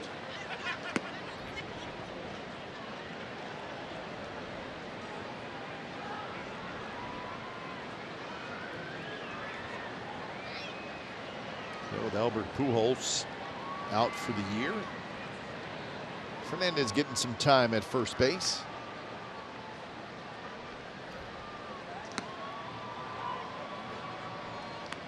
That's Mike Scioscia about Albert Pujols. He said he'll be ready to go.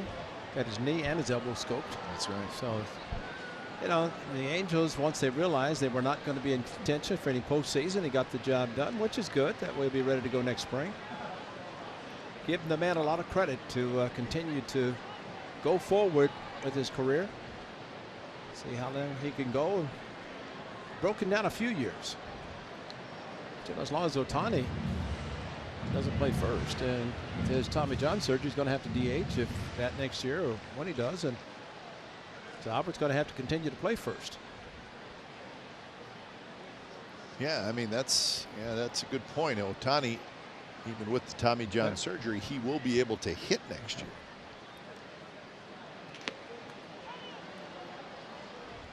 But I mean, could you? He's got shoulder. He's got elbow surgery.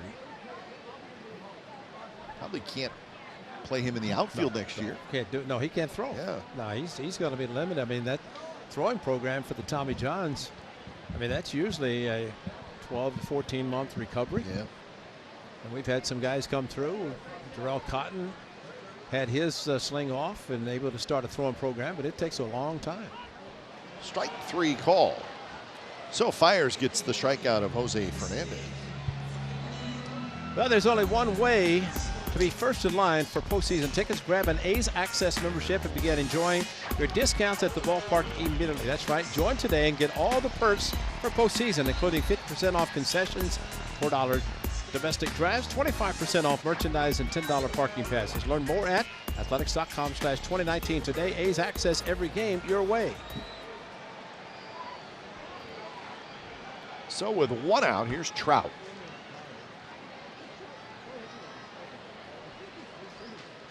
Trout homered in the 3rd. He hit a ball out to right field, his 39th home run of the year.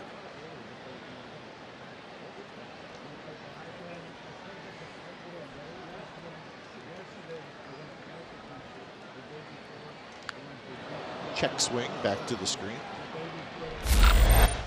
We'll go back to the 3rd inning here. Mike Trout gets a pitch up that he just treats like a fly on top water, and here comes the big fish engulfing the heater. Now Trout, the most home runs he's hit in a season was 41, and that was back in 2015. And that's going to be a base hit to left field. They're going to hold up Calhoun. Martini gets to it quickly. So Trout has a base hit, and now it's 1st and 3rd.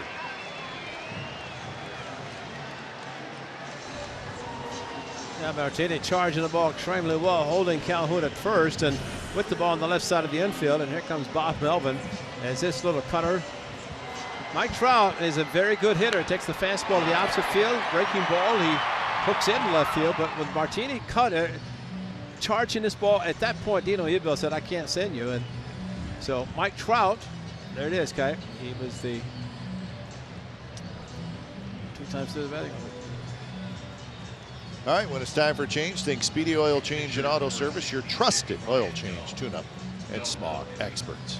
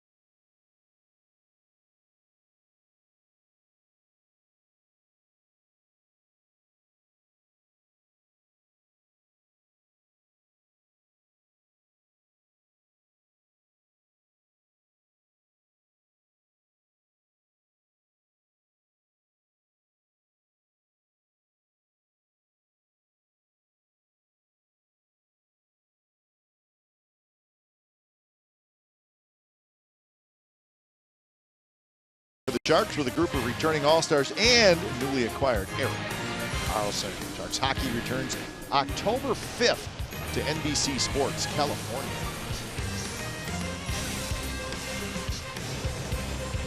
All right, here in Anaheim, A's trailing 5-0, and the Angels threatening again. They have 1st and 3rd, 1 out with Ohtani stepping to the plate, and the A's go to the bullpen, and it's Ryan Dull. 28th appearance for Dull. So Mike Fiers goes 3 1/3 innings, gives up 7 hits and 5 runs so far.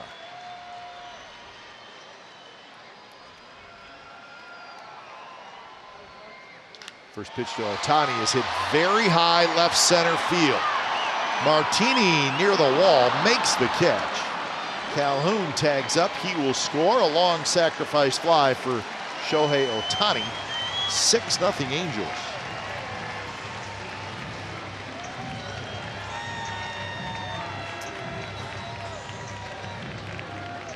And he does have the ability to hit the ball the other way and drive it the other way, and you just saw it right there.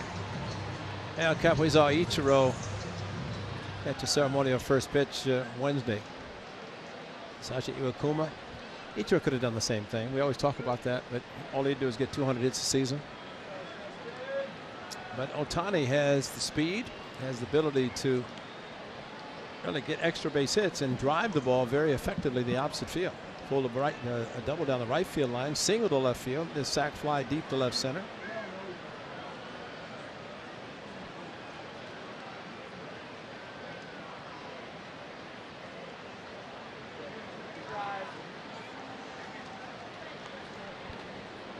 Justin Upton was hit by a pitch and scored in the 2nd inning. And he lined out in the 3rd.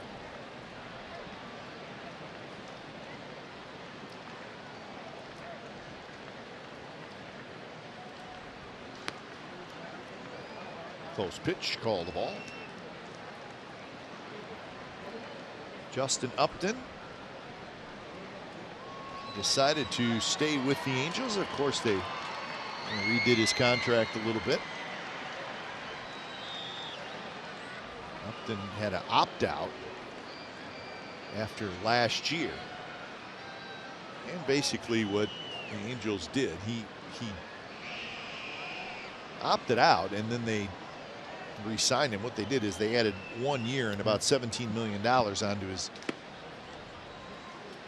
the numbers that were still left on the contract he opted out of. Got to do it. So it ended up being a 5-year, $106 million deal, and that happened pretty early in the offseason as well.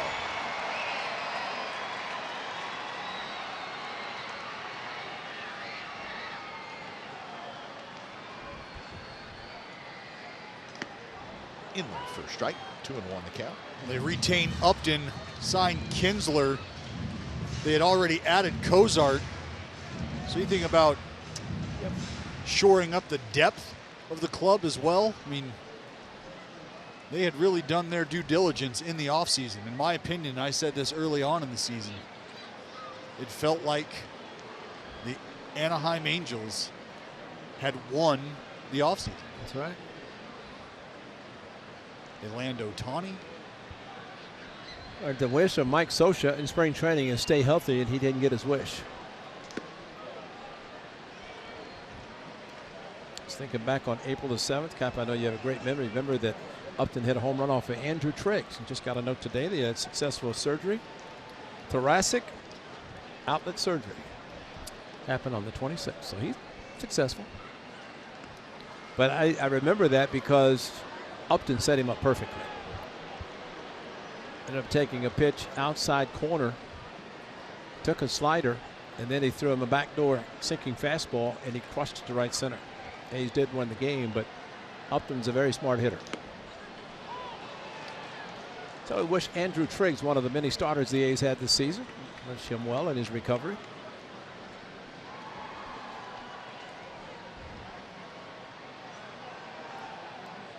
So 3-2, 2 outs, and Trout will take off on the pitch.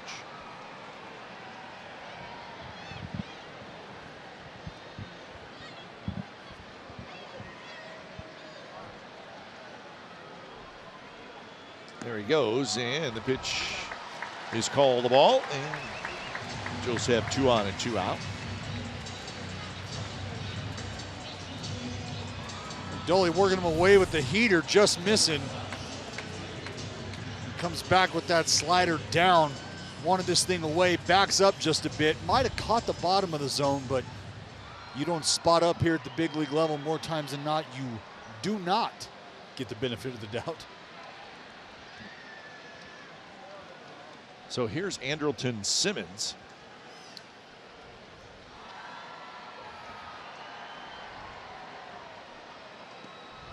Simmons takes low.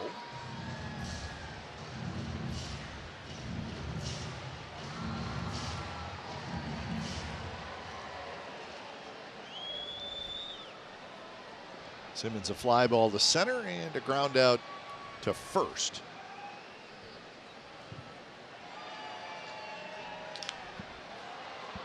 Down the right field line, Olsen a long run, and he's not going to quite get there as it heads into the seats.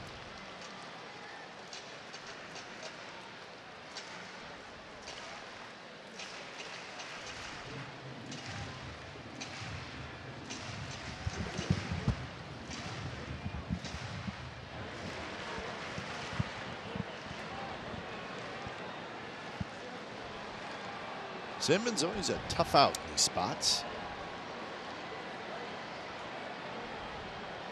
Doesn't strike out very much.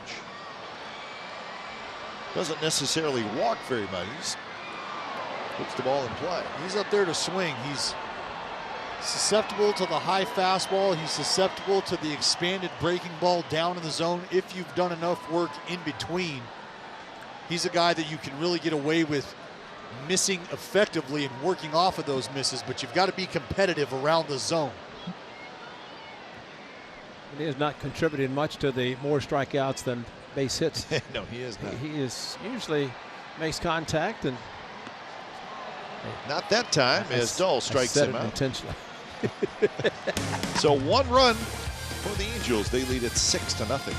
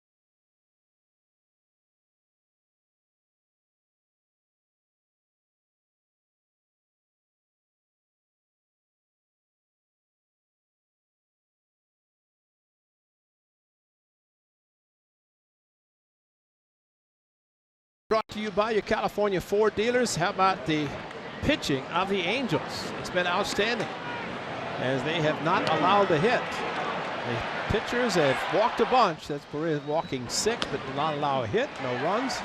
Poe comes in, gets a strikeout on a questionable pitch. And the A's leading 6-0. A's still looking for a hit. A whole bunch of walks, but not one hit with walks on the board.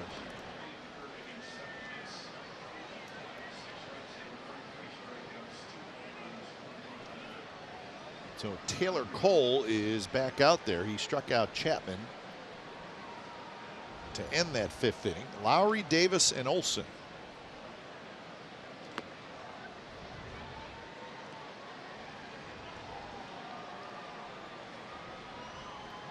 So 2-0 to Lowry, who has grounded out twice, both times to second base.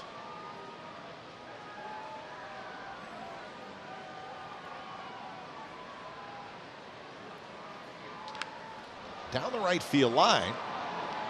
Into the corner is Calhoun, and he could not catch it. It's a foul ball. He had a very, very long run, and the amount of foul territory decreases as you go down the line. And where Cole Calhoun was, there's not much room.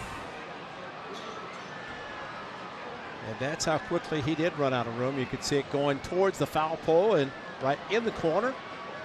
And the seats angle toward the foul line quite a bit, all the way down.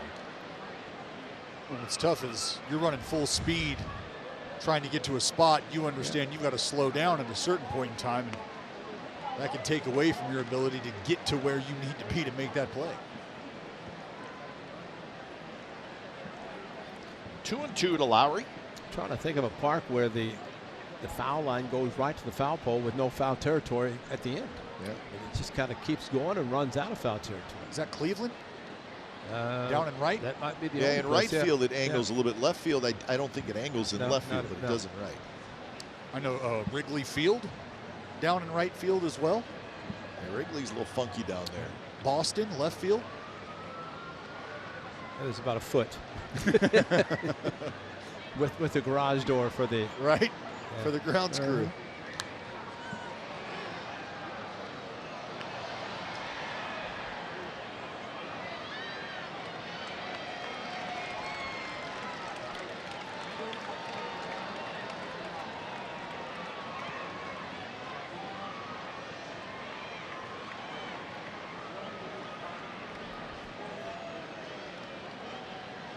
Well, if you're Taylor Cole, a chance to sneak in a W here. That's right, vulture.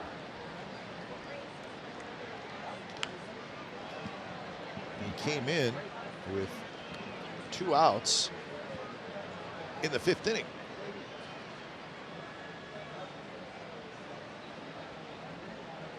Two outs. He's aware of it. A 5-0 game.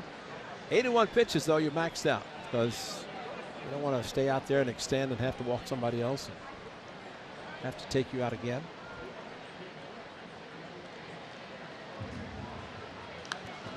Another foul ball headed to the upper deck. So Jed Lowry doing what he does best. He will put together a good at bat.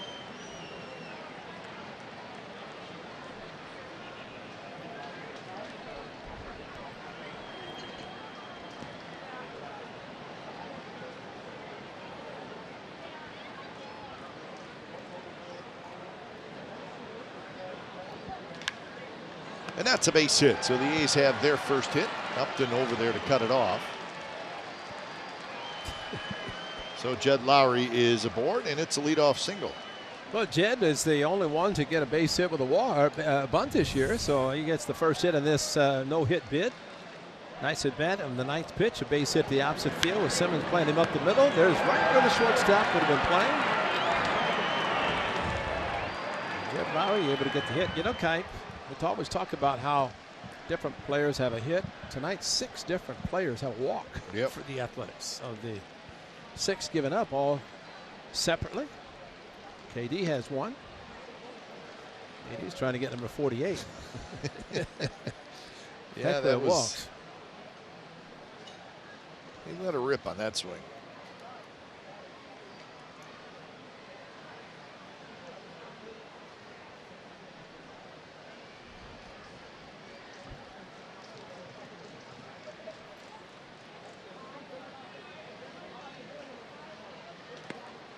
And he missed that one. Now it's 0-2. Let's go back to Wednesday, Pacific Northwest. Little Oppo taco for the fans that made the trip. KD service out to right. This is definitely a guy you do not want to leave something mixing over the middle.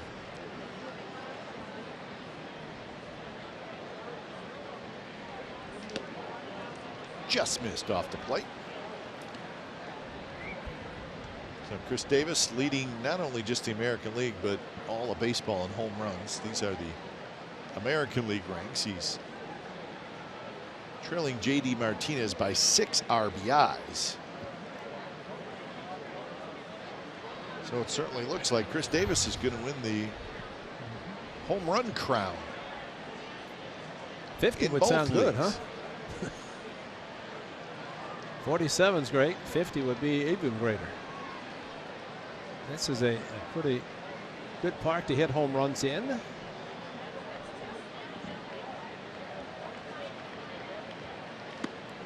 And he got him swinging. Stayed away. So out number 1 for the A's. Now this is a key, and I'm sure a lot of Yankee scouts watching this at bat by Chris Davis and thinking if you can pitch him out there, get him to chase a pitch, which is unusual in itself. A lot of the A's hitters would not go that route. That pitch looked like it's off the plate. Typically, if the pitch is up and in that direction, it usually goes out to the opposite field.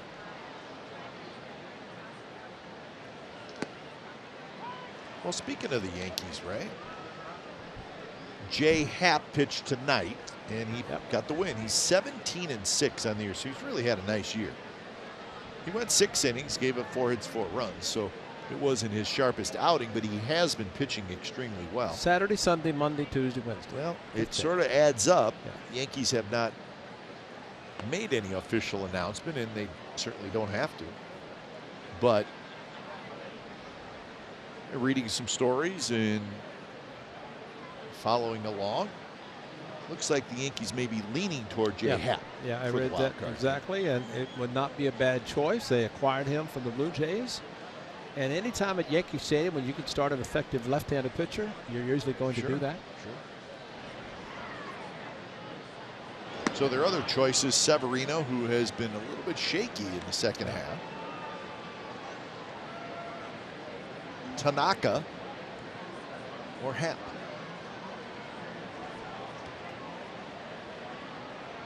But we're all sort of guessing on Jay Happ.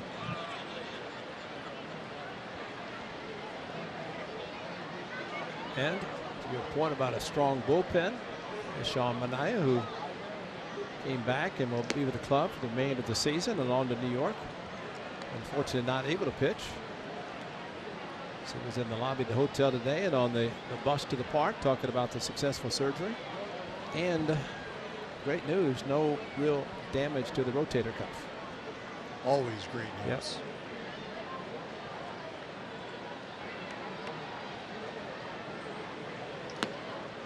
And there's a strike. Olsen thought he may have had a walk. Let's hope with Sean Manaea here not able to participate. We go back to the 72. Was this fastball up in the zone, upper part of the zone, but it was Reggie Jackson who tore his hamstring against the Tigers to get to the World Series. He could not play, but the next year he did. So maybe Sean Manaea will be Reggie Jackson this offseason. Well, not quite the hitter that Reggie was. And a swing and a miss. So back-to-back strikeouts after the leadoff hit from Lowry. You get the high strike called, and then you better be aggressive on the 3-2, which he was, and got something off speed. Pretty good pitch from Cole that started and looked good, but went down out of the strike zone. I think only a little upset that the 3-1 was not called the ball. So Piscotty will hit.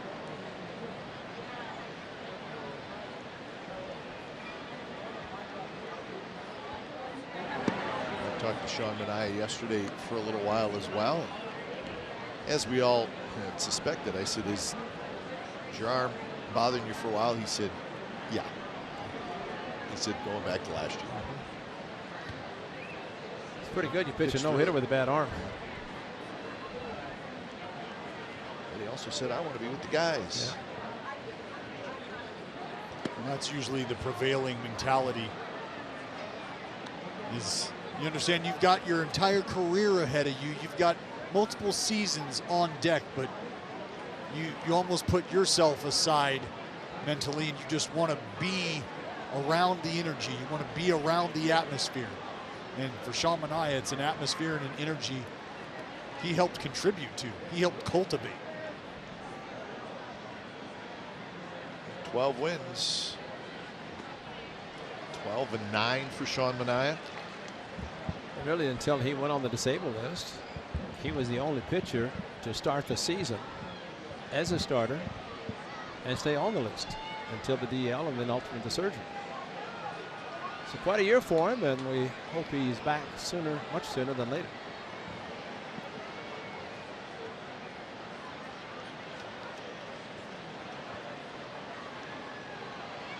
Piscotty fouls it straight back. Beach ball. There you see it right there behind home plate.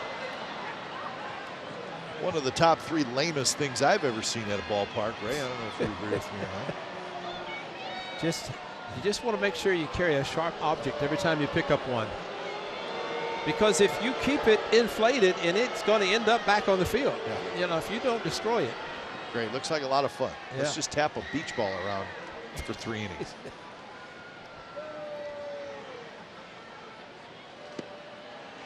Yeah, the people are really upset about. Joe West said he went around. Piscotty slams his bat down. Joe West staring at Piscotty, so he's going to try to do his thing. And nobody cares, Joe. 6-0, Angels lead.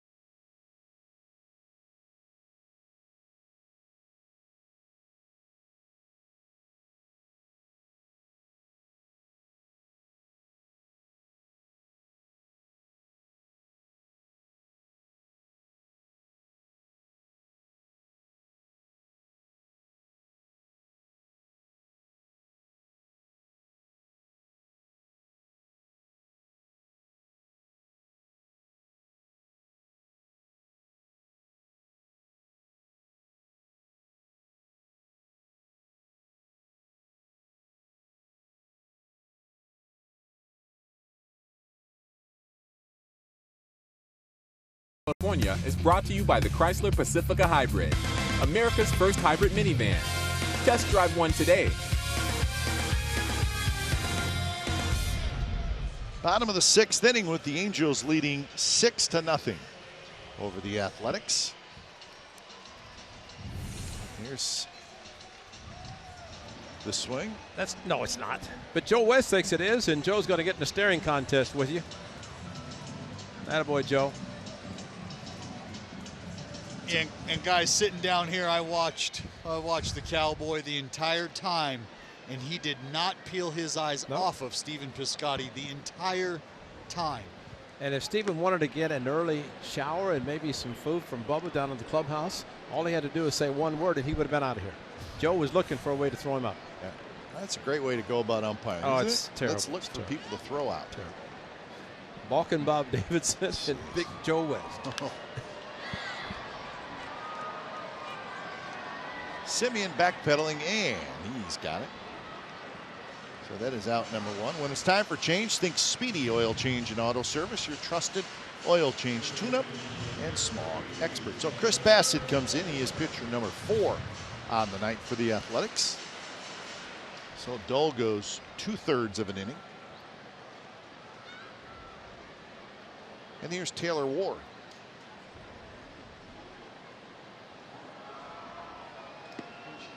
Bassett pumps in a strike.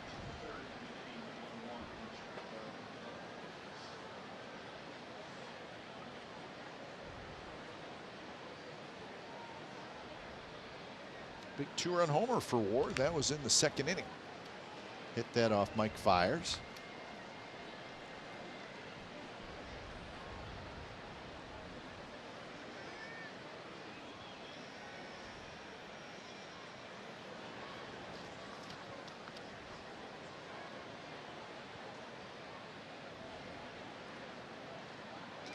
Curve drops in there. Strike 3 call. 2 away. He had him fooled from the onset of release on this bad boy. 70-mile-an-hour Uncle Charlie. Big 12-6er. He just locks up Ward. Good pitch from Bassett. One of the good things about the pitch that he throws, that curveball, he is a true 12-6, straight up and down. And if you get the hitter's knees to buckle, you're going to have a great chance for it to be called strike 3. And you throw that pitch, and it's 0-2 because a lot of times you're going to freeze the hitter, and he definitely did with the two-strike curveball. But a lot of times it's one that guys shorten up, but an area of swing hard in case you make contact.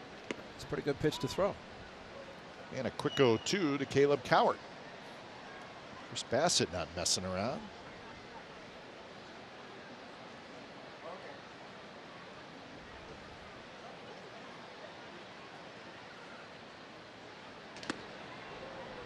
.93 miles an hour.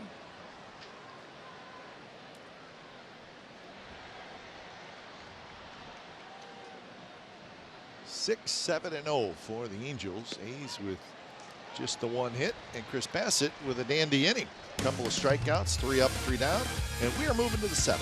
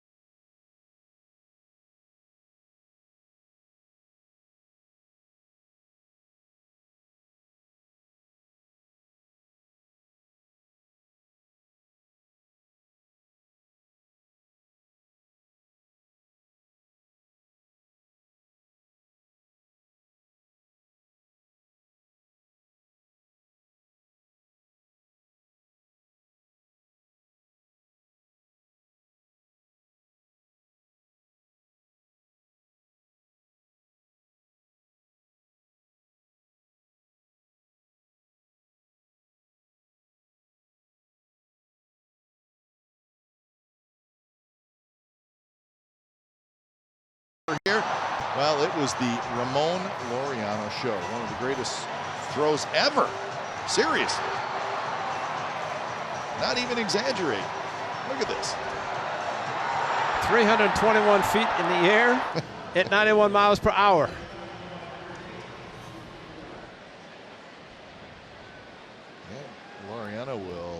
lead things off. He's got 8 assists this year in 45 games. That's the center fielders in the American League. Jackie Bradley has 9 assists, but he's played in twice as many games.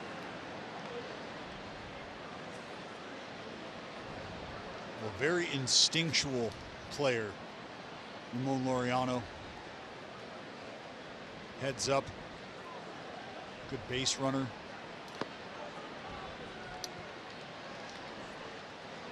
Well, he's going to have a great experience next Wednesday. To be where he was in spring training, injured, comes up, shows off great talent, and then gets to go to the Big Apple, big stage.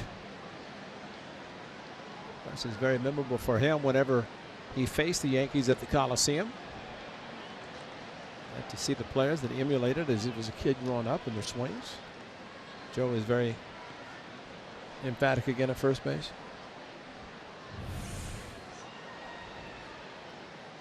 That's a swing. That's a swing. That is a swing. Yeah. And what does Joe say? What you got, Joe?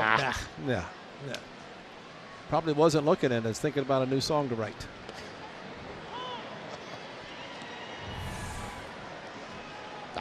It's ridiculous. Joe, did you Not see even it? close to a swing. Craziness.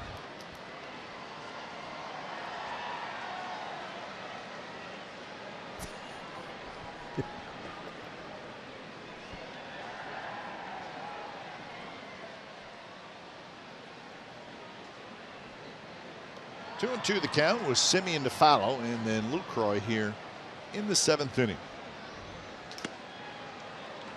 Full count. Yeah, the one thing RC, the catcher's doing, we've seen Jonathan Lucroy, Josh Fagan. I mean, every catcher shot on every close pitch defer to first base or third base on a check swing. Maybe you're going to get a call. You may just get question. it. And why not take the chance? Put the right hand up and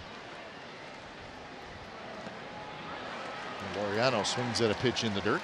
4 consecutive strikeouts for Taylor Cole.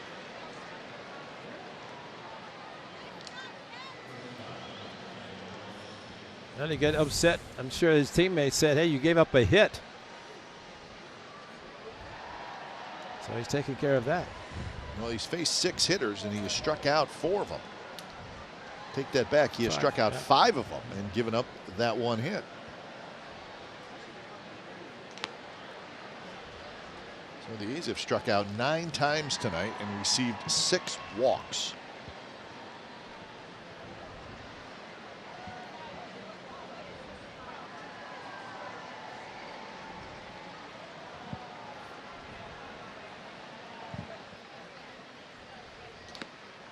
Fastball on the outside corner for a strike. The Dodgers have taken the lead over the Giants 3-1. That game in the 7th inning. Dodgers trying to keep pace with the Rockies, who won, fighting for the top spot in the National League West.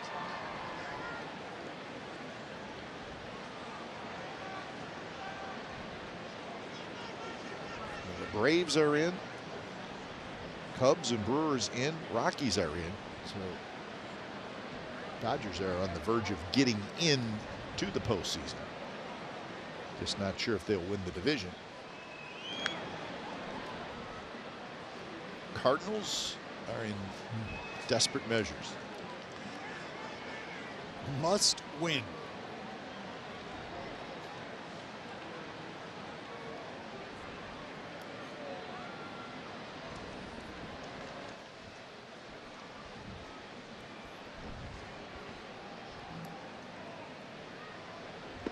Two pitch is low, and now it's 3-2.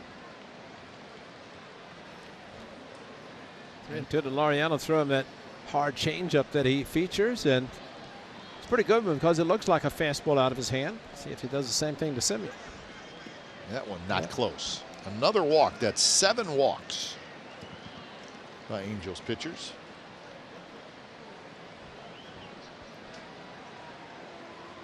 Seven different batters. 7 different batters.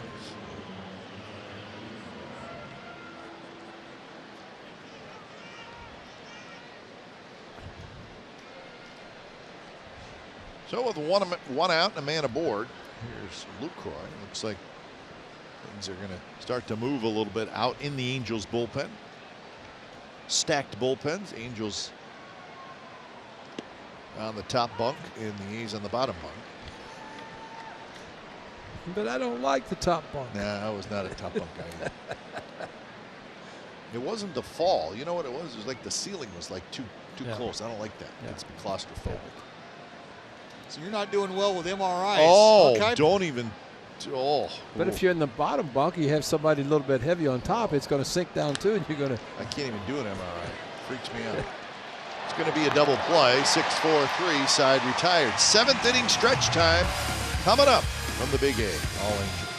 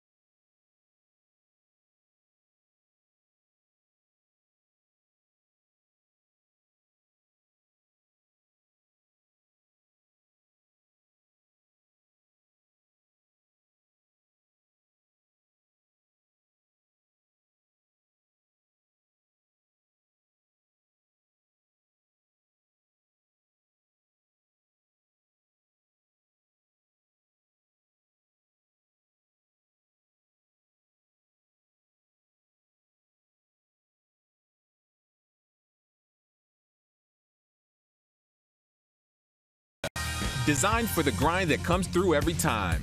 See your local Toyota dealer today. Toyota, let's go places. By Southwest Airlines. Low fares, no hidden fees. That's transparency. And by Xfinity. X1 will change the way you experience TV.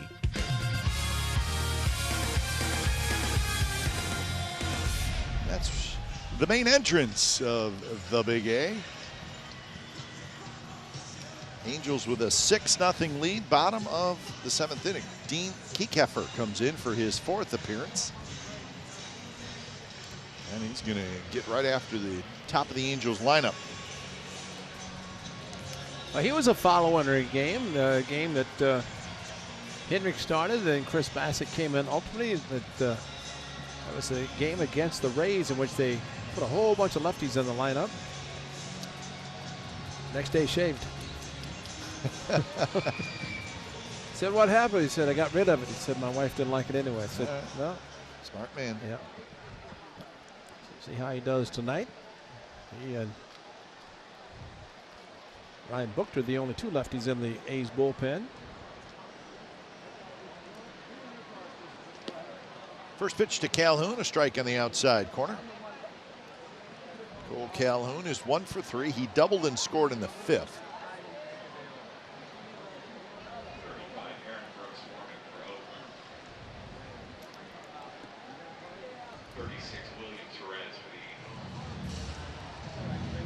Williams Perez starting to throw. Well, it'll be interesting, Ray. The next couple days, the A's know where their what their situation is. See what kind of lineup that Bob Melvin throws out there. So you got a couple days to rest guys, but you also have Monday and Tuesday. Doesn't sound like the A's will work out on Monday. Right. But they will work out on Tuesday with the game being on Wednesday. So, I mean, if you were to give one of your regular hitters, that's Aaron Brooks, one of your regular lineup guys, let's say you say, well, I'm going to give you Sunday off, then that's 3 days off before you play again. Doesn't seem like a long time, but to a hitter, it is.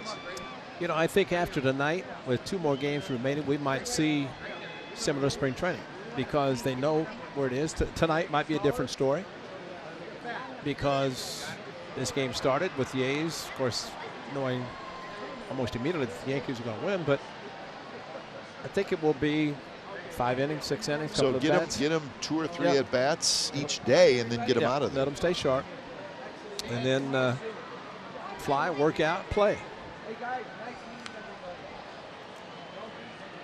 Yeah, that may be better for a position player to stay sharp, as opposed to saying, well, I'm going to give you this day off completely, and then you can play the 9 innings the next day, or however you may do it.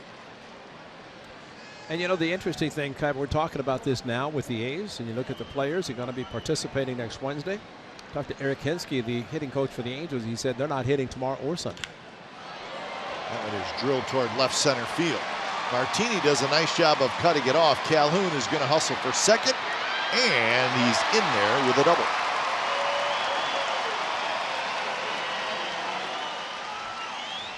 So 2 doubles tonight for Cole Calhoun.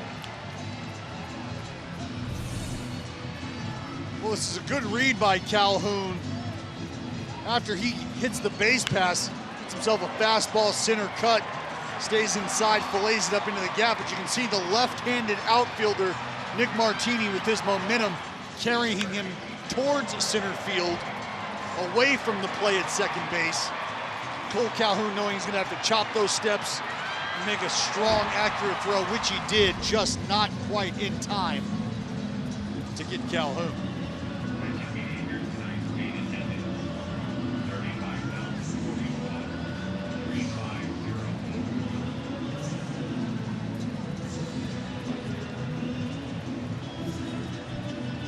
So the meeting at the mound comes to an end. Looks like we're going to have a pinch hitter. Jeffrey Marte is going to hit. So Marte is hitting for Fernandez. Fernandez is the straight left-handed hitter. Marte the right-handed hitter.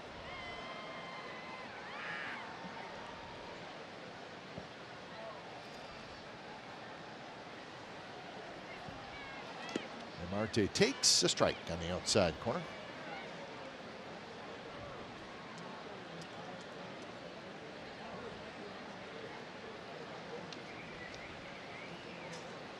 Fernandez, while he was in there, was 1 for 3, double and a run scored. Chopped over the mound. Lowry on the back end. His quick throw to first is in time. So Calhoun to third with 1 out. Now, fans, maybe you've seen them, our 50 life-size Stomper statues throughout Oakland, designed by local artists. Well, now it's your time to own one. That's right. They are for sale, and we will transport them for free to their new homes. Pick out the statue that works for you or your group. Proceeds benefit the Oakland A's Community Fund. Take a look and pick out your Stomper at athletics.com/SITT. That's athletics.com/sit. Oh. He's everywhere.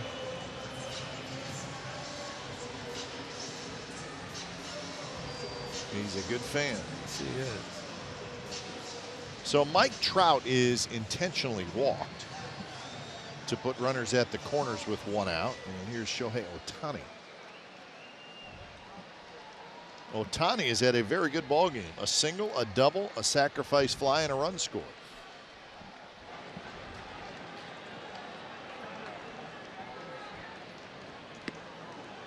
Right on the outside corner for a strike.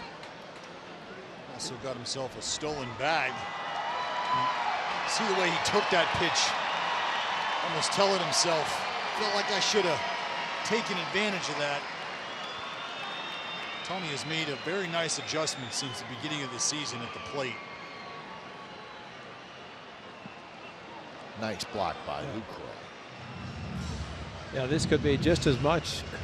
Of course, you think lefty on righty to Mike Trout, you're going to intentionally walk him.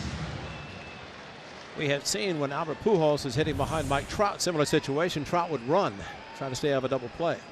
This was a tremendous block by Jonathan Lucroy, almost one of those impossible type blocks, but he got the job done.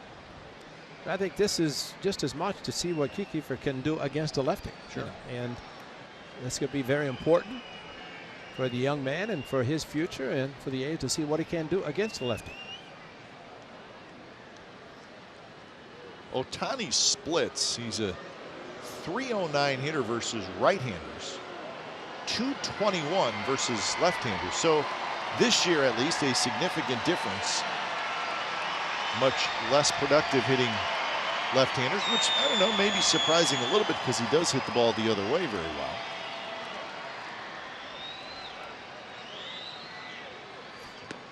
And this is that one, 1-2. See, he's flying open on the two swings of the sliders just like Ichiro. But he's also flying down the baseline if he makes contact. Watch him fly open. And that's why he's such a good opposite field hitter.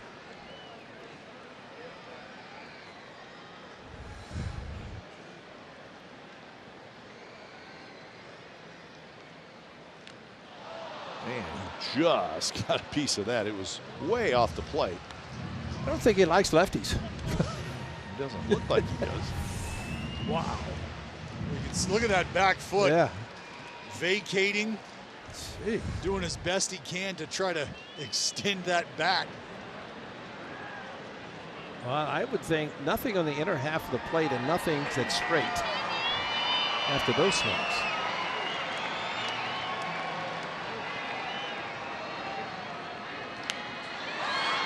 It's this one down the left field line. Martini a long run, and it's going to drop just fine.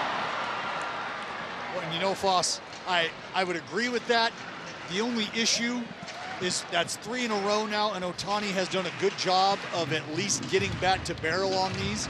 And I feel like at 1-2, you've still got a pitch to play with. If you can run him and chase him in off, that's going to turn that 17-inch plate into about 22 inches, 23 inches now. Because for Ohtani to even offer at those breaking balls down and away tells you he's in swing mode. I'd just like to see one that was thrown not even close. Yeah. Depend on your catcher to block it.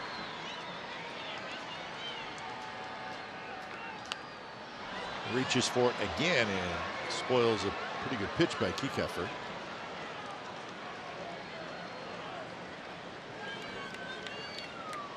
The issue is that, and we've seen Chris Davis, when you try to pound him inside and all of a sudden you make a mistake up, and the way Ohtani is flying open does the inside part of the plate, if it happens to be there, is that equivalent to being in the middle of the plate the way he is opening up? So it's a mixed bag, but I think either way, to Dallas, your point, fastball in or hard slider away, either way is just don't make it to where you can hit it.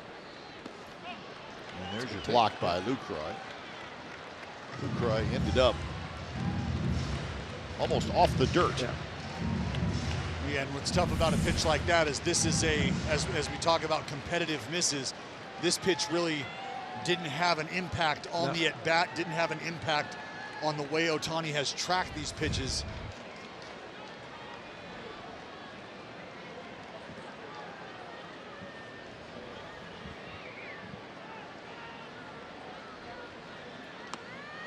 And that one rolled up the third base line. Kiekefer picks it up.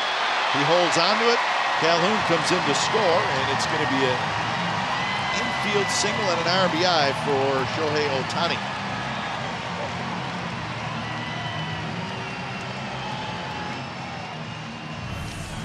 Well, he did make contact, and with his speed, I mean, his bottom was towards the A's dugout, but his speed getting out of the batter's box once he made contact, really no chance for Kiekefer. And that's a great at bat by Ohtani just to foul off some very good pitchers' pitches. So that'll be it for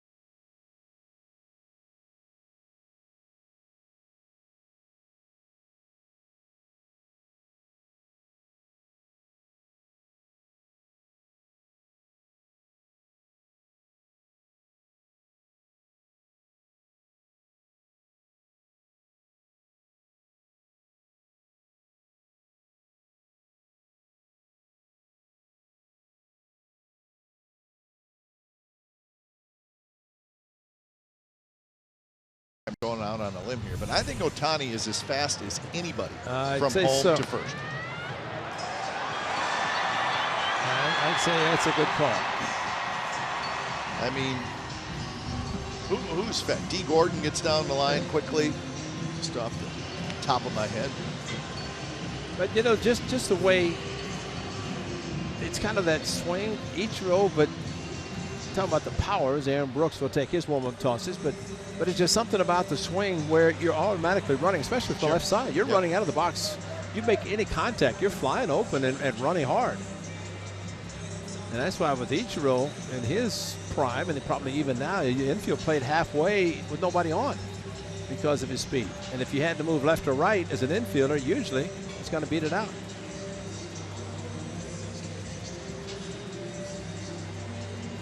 Ohtani's old too, isn't he? He's an old man. Wow. Pretty impressive rookie season for him. Yeah, you look at his years over in Japan in the Nippon League, and you look at this year, and this year right now, his rookie campaign stacks up very nicely against the best year, a career year in Japan. Well, you know, we don't know what's going to happen, and I know we had a brief conversation before we went to break a couple of innings ago, but I figured a couple of guys out of New York are going to land a lot of the votes for Rookie of the Year. But what Ohtani has done as a pitcher puts him in a special category just because of what he did before he injured his right elbow. But what he's done offensively, and if he does even come close, well, there you are. Only two players since 1900. Yeah. 10+ home runs and 4+ wins as a pitcher. The other guy, the great Bambino. Now, Foss, tell me, I'll tell you, I'll be honest, I think so many people are so quick to dismiss the impact that a guy like Shohei Ohtani can have on your ball club. Yeah. And I feel like he's being almost punished for not being on the mound the entire season and only being a hitter. But when you think about what those numbers look like on the mound in those 10 starts, he was very, very good. And what he's done at the plate cannot go overlooked. The impact he's had on this lineup and this team, but just the adjustments made from an individual coming over here, rookie year, a lot of pressure.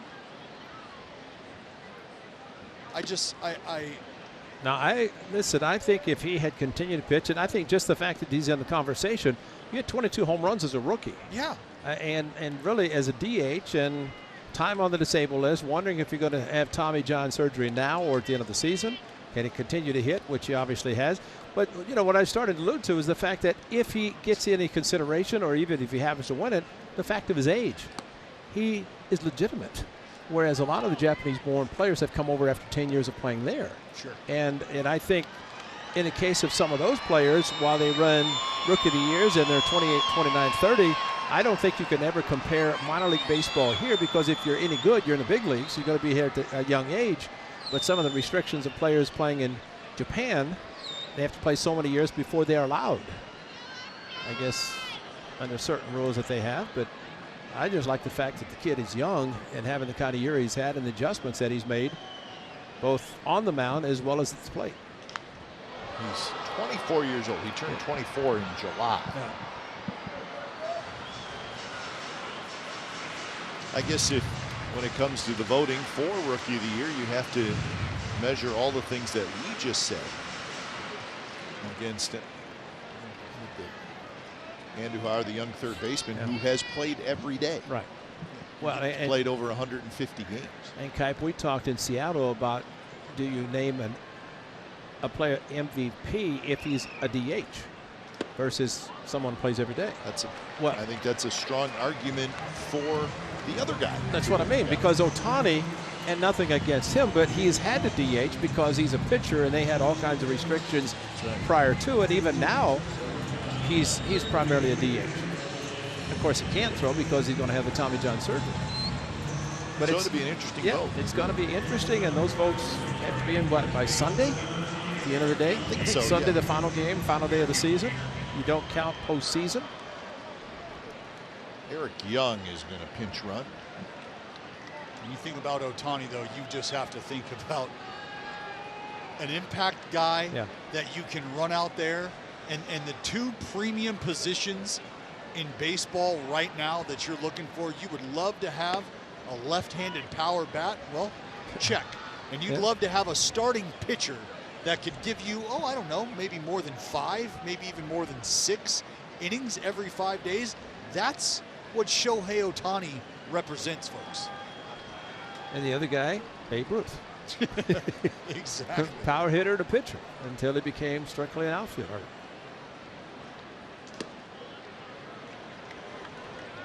Yeah, it's going to be an interesting call. I'm glad I don't have a vote, to be honest.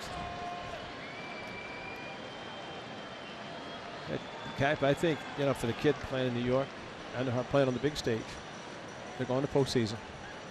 You know, there's a lot you factor in there. He has 43 doubles and 27 home runs. Yeah. That's pretty impressive for That's pretty impressive. Yeah. And I just wonder, too, with the kind of restrictions the Angels had on Ohtani. He's been playing pretty much every day since he found out he's going to have Tommy John surgery. But before, when he was pitching, he would not play the day before, the day after. And so there's 3 games that he was not going to be hitting. So the numbers he's put out have been a result of really his injured arm that's not allowed him to pitch. But going forward, it's a nice problem to have that you can still have assuming he can hit after having Tommy John, but he can DH and hit all the while getting well, and then maybe in a year and a half come back and be a pitcher and a hitter again. And the 3-1 pitch is high, and that's a walk, and that's another run for the Angels as Trout will trot home. So now it's 8-0. So Aaron Brooks has come in and he's walked back-to-back hitters.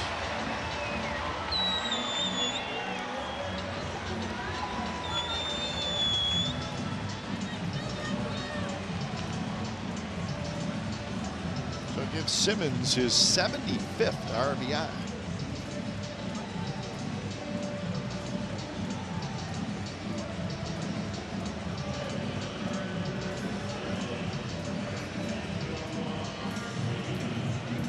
So the meeting is over.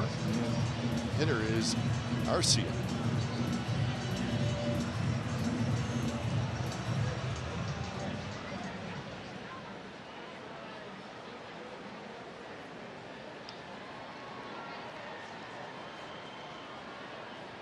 Arcia is 0 for 3. Got an RBI and a ground out. And Brooks has it. Gets the out at home. Fired to first by Lucroy, and that's a double play. So that's how the inning ends. Couple of runs, though, for the Angels. They lead it 8-0.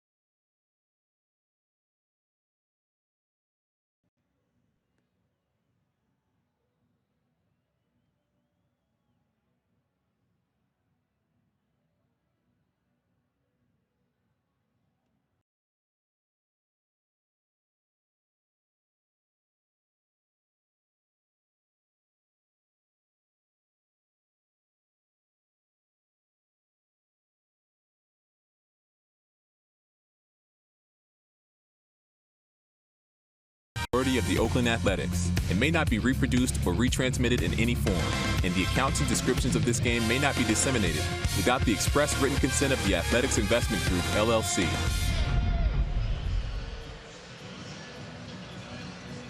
So 8-0, Angels lead. It is the top of the 8th inning. So the A's with just the one hit will face a new pitcher. The new pitcher is Williams Perez.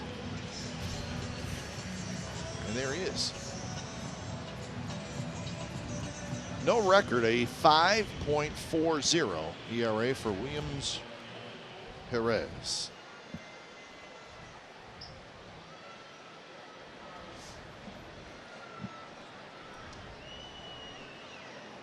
Came over from the Red Sox in that Ian Kinsler trade.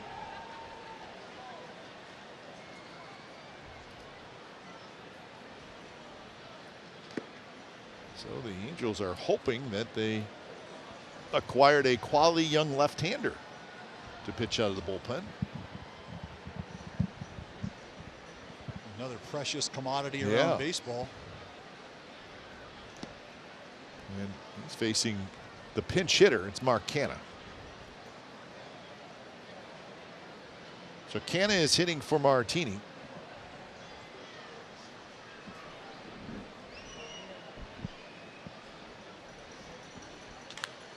Canha hits it hard off of the glove of Ward. It rolls into shallow left field, and that's going to be a base hit. I think it's what you're going to see with Mark Canha, depending who does start for the Yankees. In this case, it's a right-hander starting, so Martini gets the start, but as soon as a lefty comes in, Canha pinch hits, especially with the A's being down. Hard hit ball, and we're not much of a chance to the hot corner. There's new defensive players. Marte's at first. That's Eric Young in left. Michael Hermosillo is in center.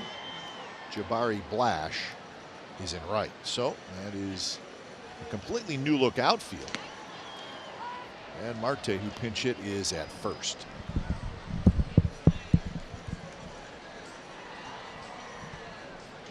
So Matt Chapman hits for the 4th time. He is 0 for 3, couple of strikeouts.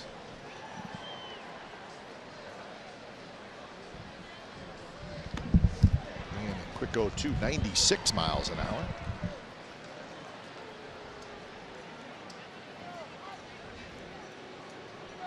See the live arm, live fastball from Perez.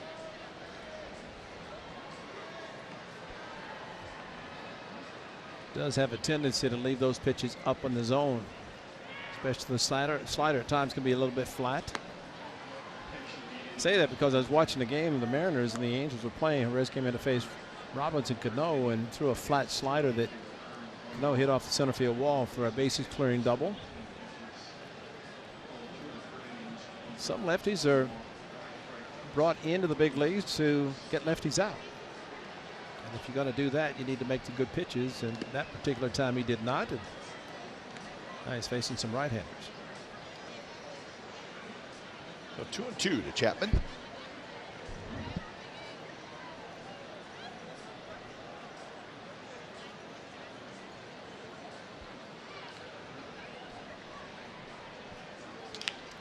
Chapman, a little flare, has a chance to fall, and it will. Canha is going to try for third, and it hits Canha, rolls toward the dugout. Canha's going to come in to score. Chapman ends up at third.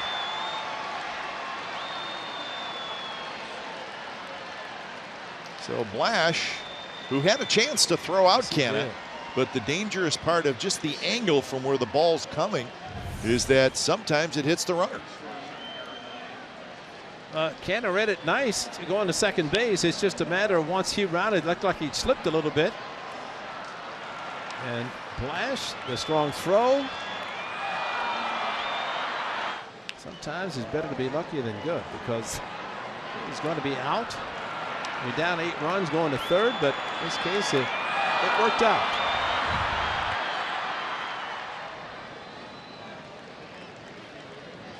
You see Chapman ends up at third base. So A single and an error on the right fielder.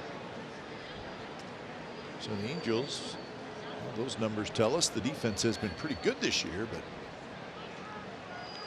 kind of a tough luck situation there when the ball hits the runner. Well, you're right about the angle. Not much Blash could do about it.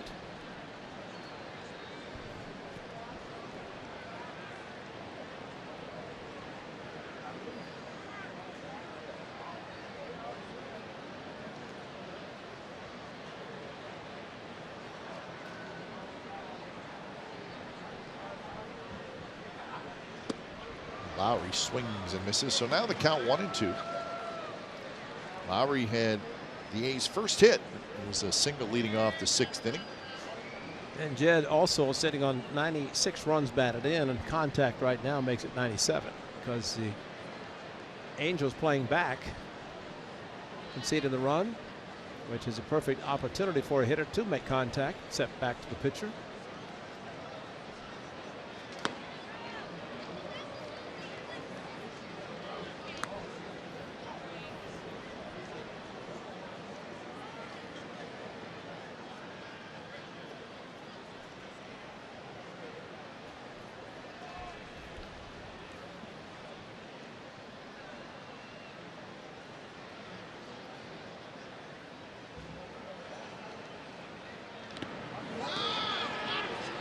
Garcia had a glove on it, just could not hold on to it.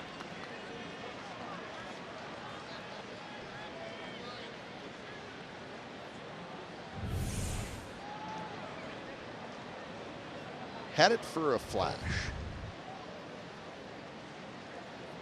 Not an easy ball to corral down in the dirt. Got to make a decision. Go down for the block. Is this something you can catch?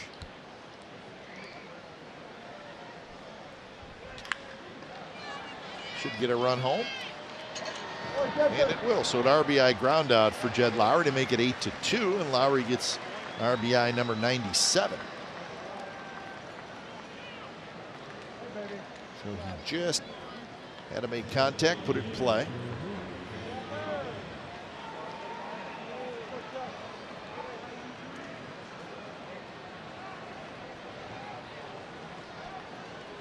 So that is the first out here in the 8th inning. Sometimes that can be a learning experience for teams, players to take advantage of the opportunities when they get a runner at third and less than 2 outs. And always said that beginning of a game, early part of the game, you're going to see the infield play back. I'd rather shut down the possibility of a big inning by conceding a run. But over the course of the season, that's one part of a game that every team can improve on. Yeah. Well, too many strikeouts now. Right? That's a great point, yeah. What is it, the 11th consecutive year that the strikeout record has been set? Yep. And this one will top it with more strikeouts than hits. The era of the pitcher. Yeah. Well, you know, you'd have to wonder if the shift has contributed to that. Kind of your point about the strikeouts. That you figure you're trying to go over the shift and you're swinging hard with the uppercut and you're missing pitches, but or it's the fact that home run hitters get paid a lot. Yeah, probably a little bit of everything.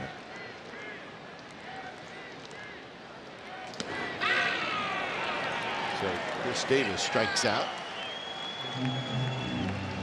Chris Davis struck out a couple times. The A's have struck out 10 times tonight. Look at the location again outside. This one up a little bit, but according to the box, the virtual box is out of the strike zone.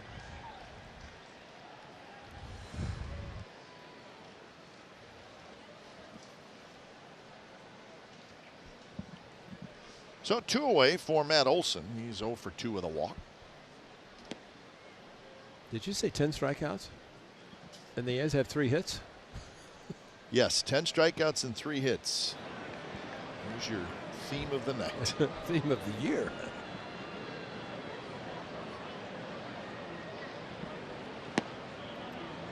Two and 0.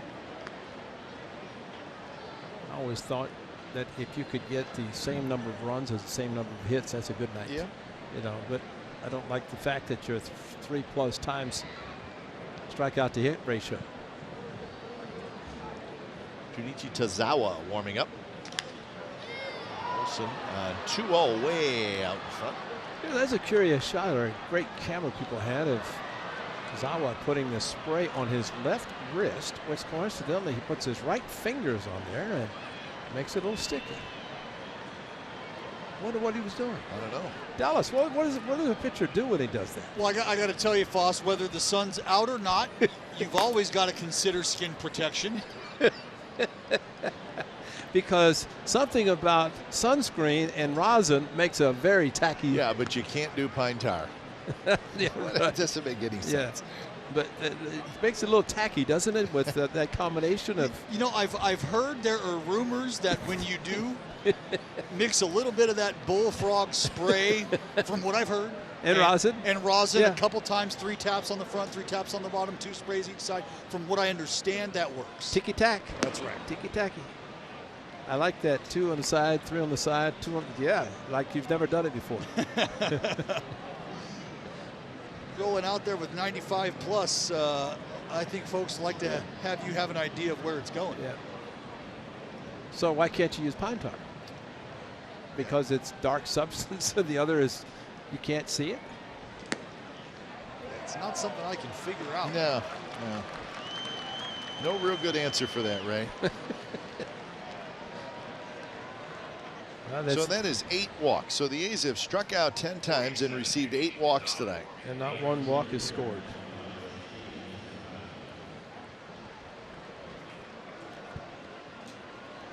We go back to the last inning when there was a 1-2-3 double play to get the A's out of the inning.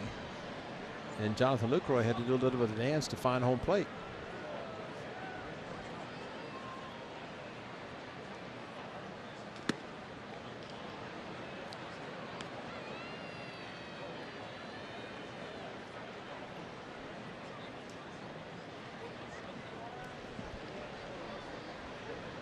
Want to know to Stephen Piscotty.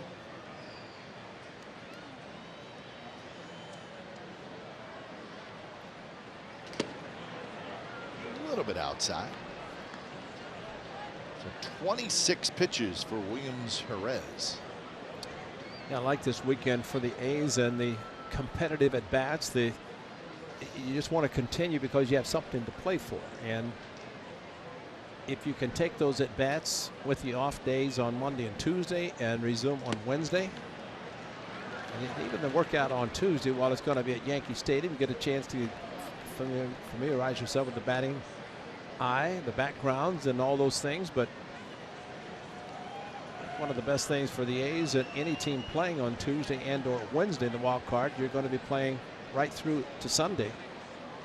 And for the National League, they're just going to have the 1 day off. Or 2, depending if there are any playoff games. And that's a walk.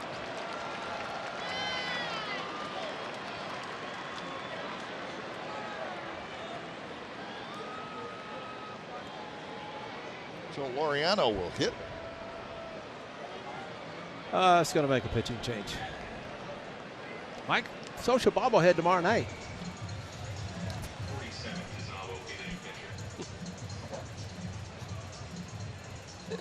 All right, so we'll be back with the latest pitching change.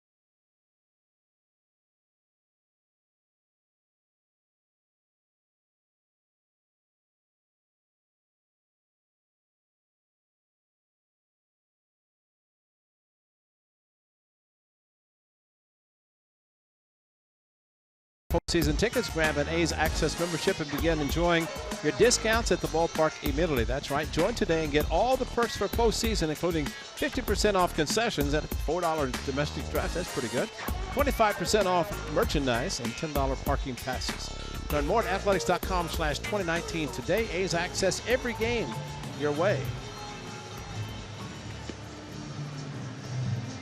It's on the phone right now. A's Access, doing it.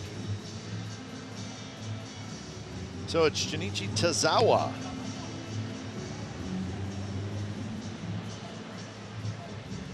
Tazawa comes in. 1-1 with a 7.43 ERA.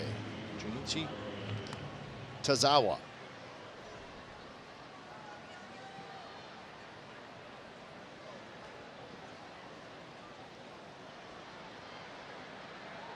So he will face Ramon Laureano.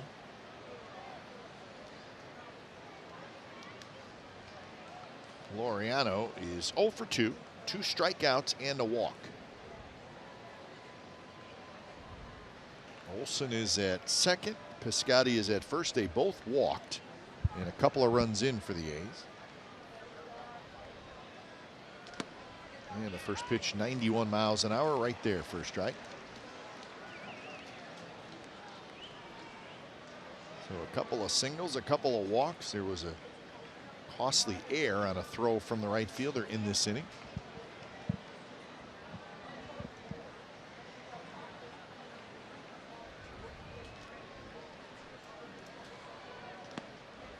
And another strike. So it's quickly 0-2 to Laureano.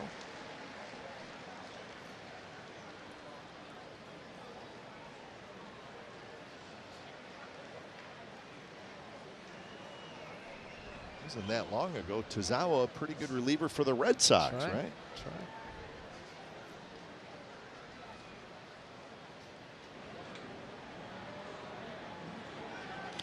right. To the backstop.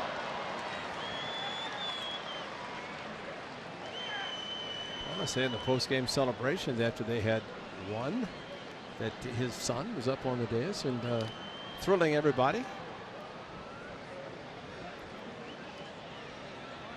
This one was definitely a wild pitch. Come right back at you.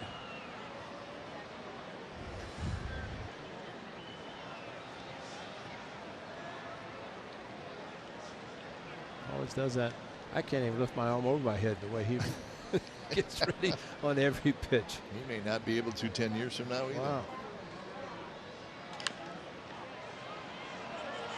Knocked down. Third baseman Ward. His throw not in time. Run scores. So now it's 8-3. So it'll be an error. Well, that's why you run hard. Laureano does that exceptionally well. You run hard, you have a chance, and especially as Ward tries to make this short scoop. If he makes it, he's out. If he doesn't, listen to the result. You foul. So 2 errors in the inning by the Angels. And a walk just scored too, finally. And that'll bring up Marcus Semien.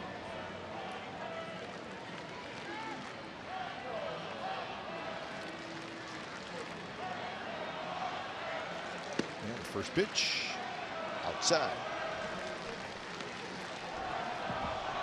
Marcus tonight is 0 for 2.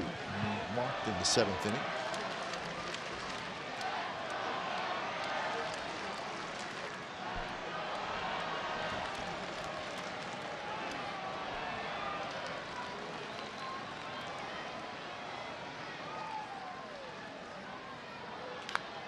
There's a shot down the third base line. Fair ball. It's going to score 1. That's Piscotty. Here comes Laureano. He's going to be waved around, and it's going to be a 2-run double for Marcus Semien. And now it's 8-5.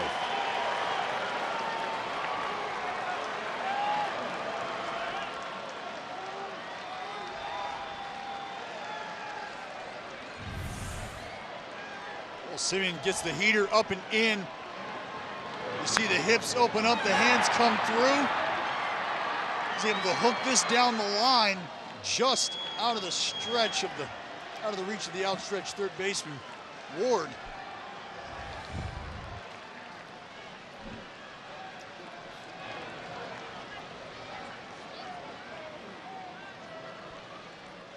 I saw Laureano running from home to first with 2 outs. He can take off with the ball down the line and shows off his speed, and he's got those long strides. He's so long that he had to stutter step going in and had to keep his helmet on, but able to make it. Matt Williams, you figure you run hard to him, he's going to send you.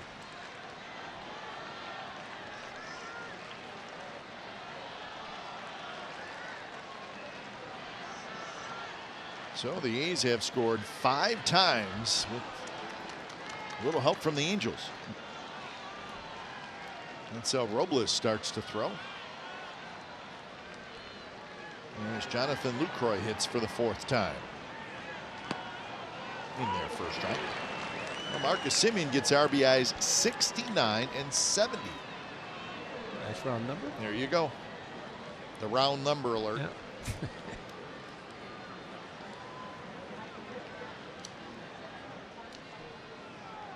Also for Marcus, his 35th double.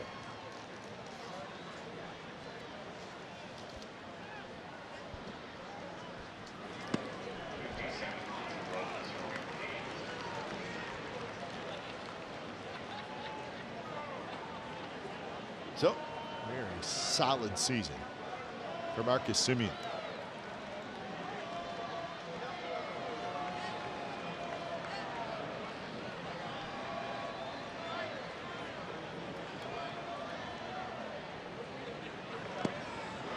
Breaking ball misses outside. 2-1 the count.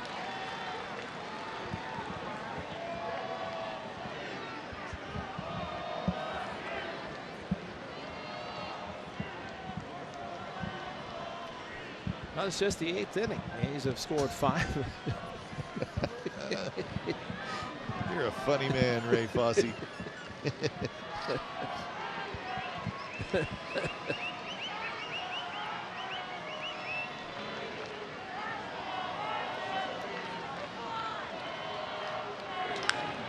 Up the middle, Simmons a long way to his left. He throws on the run, and it's dug out by Marte. Very nice play by Andrelton Simmons.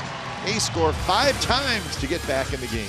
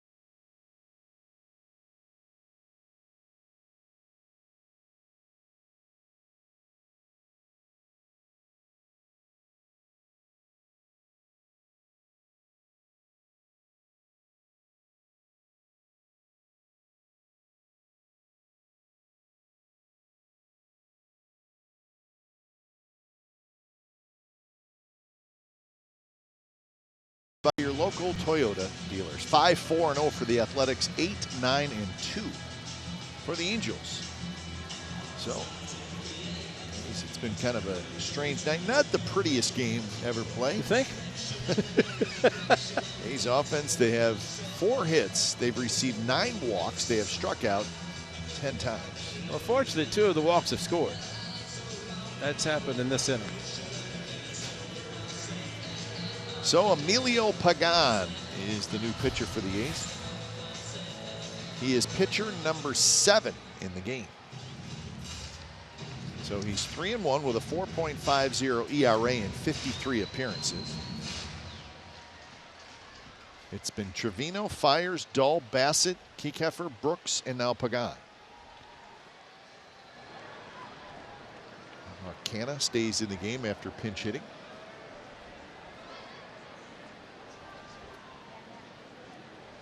And the first pitch to Taylor Ward is a fastball outside. So with the 5 spot, the A's at least within striking distance with one more at bat.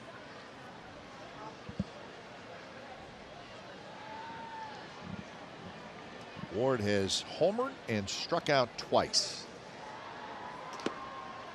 Missed again off the plate.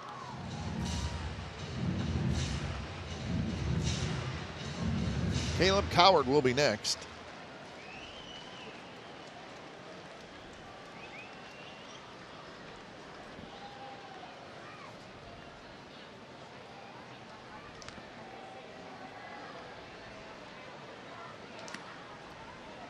Think about the Angels opening night, or in this case opening day infield. Cozart at third, Simmons at short, Kinsler at second, Pujols at first. That's a pretty good infield. Where are they now? I mean, that was a great infield to start. And Garrett Richards was a starting pitcher. That was the Coliseum. But man, it's been very tough. That's why I think, and we're going to find out this weekend, or maybe as early as Sunday or Monday, what the status of Mike Scioscia is. Bobblehead tomorrow night, but we'll have to see what's going to happen. Well, it sure sounds like a farewell tour to me. Yeah. Not coming from him. Exactly. But yeah, I think that's a great point because, you know, it's not like he's 75 years old. You know, he's in his late 50s, wants to manage this. 19 consecutive. And remember when Tony La Russa left the A's and went to the Cardinals, he said, you know, there's sometimes there is a time when maybe it's time to move on. I think there's something to that, no matter how much success you've had. And Tony's perfect example with all the success he had in Oakland. Yeah. Sometimes it's just time to go. And we're not saying that we necessarily feel that way, but with Mike Scioscia, but that's a long time to be in one place. Well, it is, and you saw the top of the list who will always be there. His name's Connie Mack, 50 years. But Mike Scioscia, and you know, I still believe that, you know, it's nice that that the A's had it clinched to go to postseason before this weekend, because you just had a feeling that it was going to be one that it was going to be a tough one. And you know what really happened in Oakland when the A's beat the Angels 2 out of 3. Of course, that's when it started back in mid-June with 2 out of 3 against the Angels, and they did that the last time the Angels were in Oakland.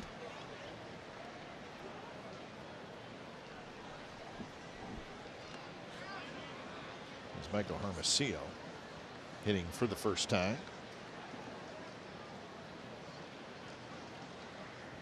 He is hitting in Calhoun's spot.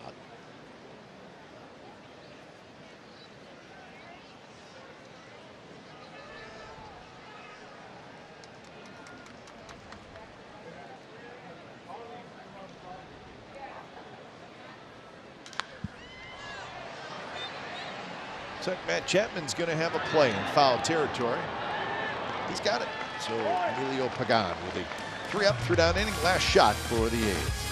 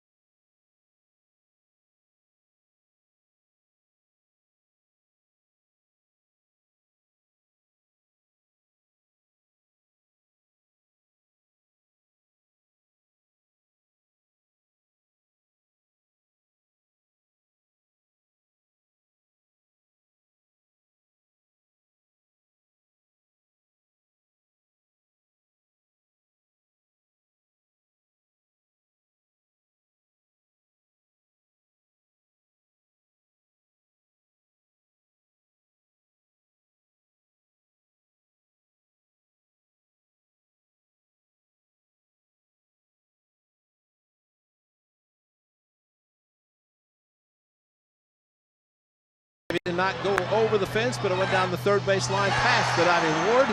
And with the speed of Laureano at first base, he would score from first. And Marcus Semien with a 2-out, 2-run double made it a 3-run game. And so the Athletics in their final at bat in regulation, if they can do something special tonight.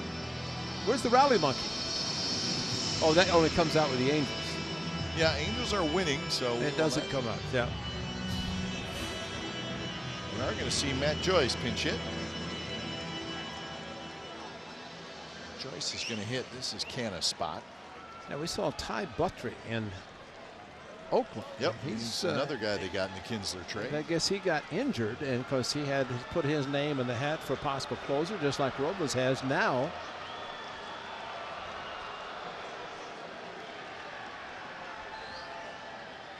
Hansel Robles delivers, and a strike in the outside corner to Matt Joyce. 7 for 23 as a pinch hitter this year.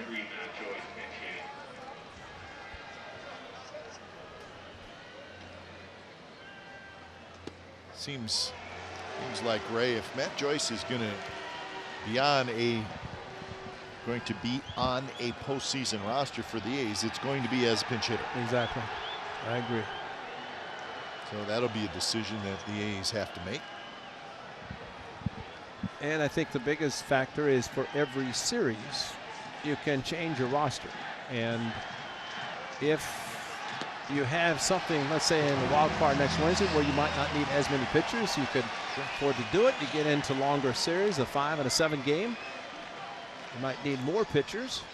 Yeah, there's a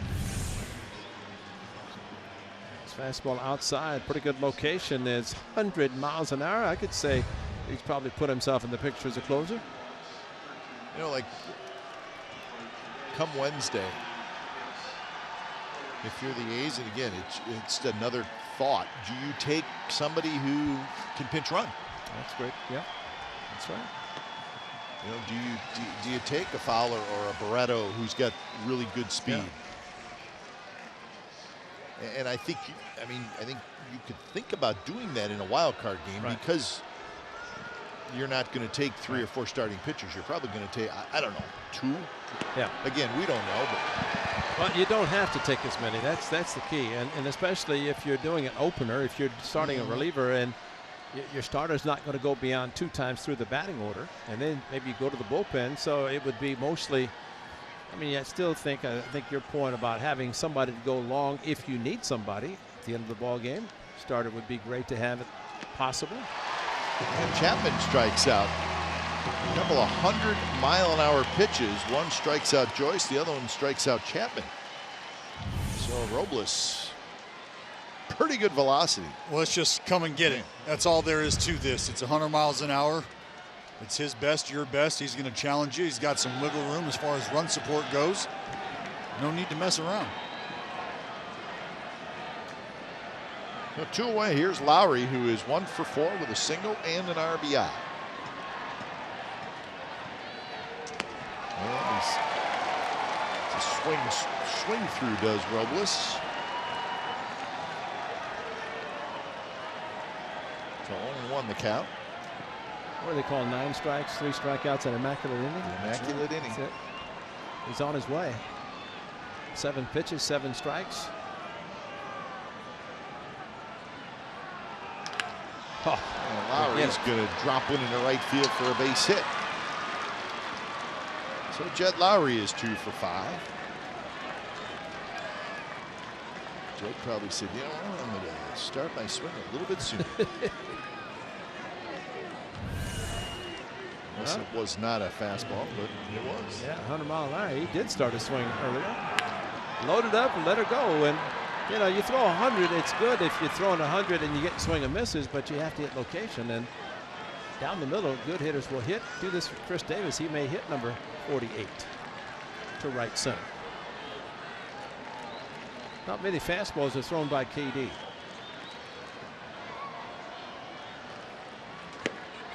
That was. So Lowry goes to second base. So 0-1 the count. Chris Davis 0 for 3. Fly ball to left, a walk, and a couple of strikeouts.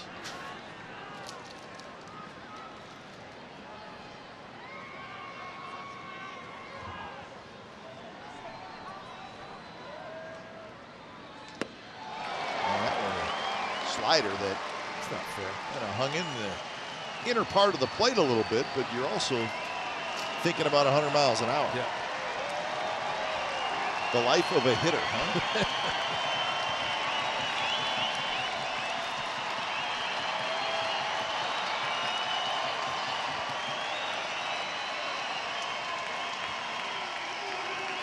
So 0-2 to Chris Davis. Robles steals right on the outside corner, 100 miles an hour. And that's the ball game. So give Robles the save, and the Angels take game one of this 3-game series. So time of game tonight was 3 hours and 17 minutes in front of 35,041. Final score, the Los Angeles Angels 8, the Oakland A's 5. Coming up next, it's A's post-game live. Let's check in with Brody Brazil, the guys in the studio.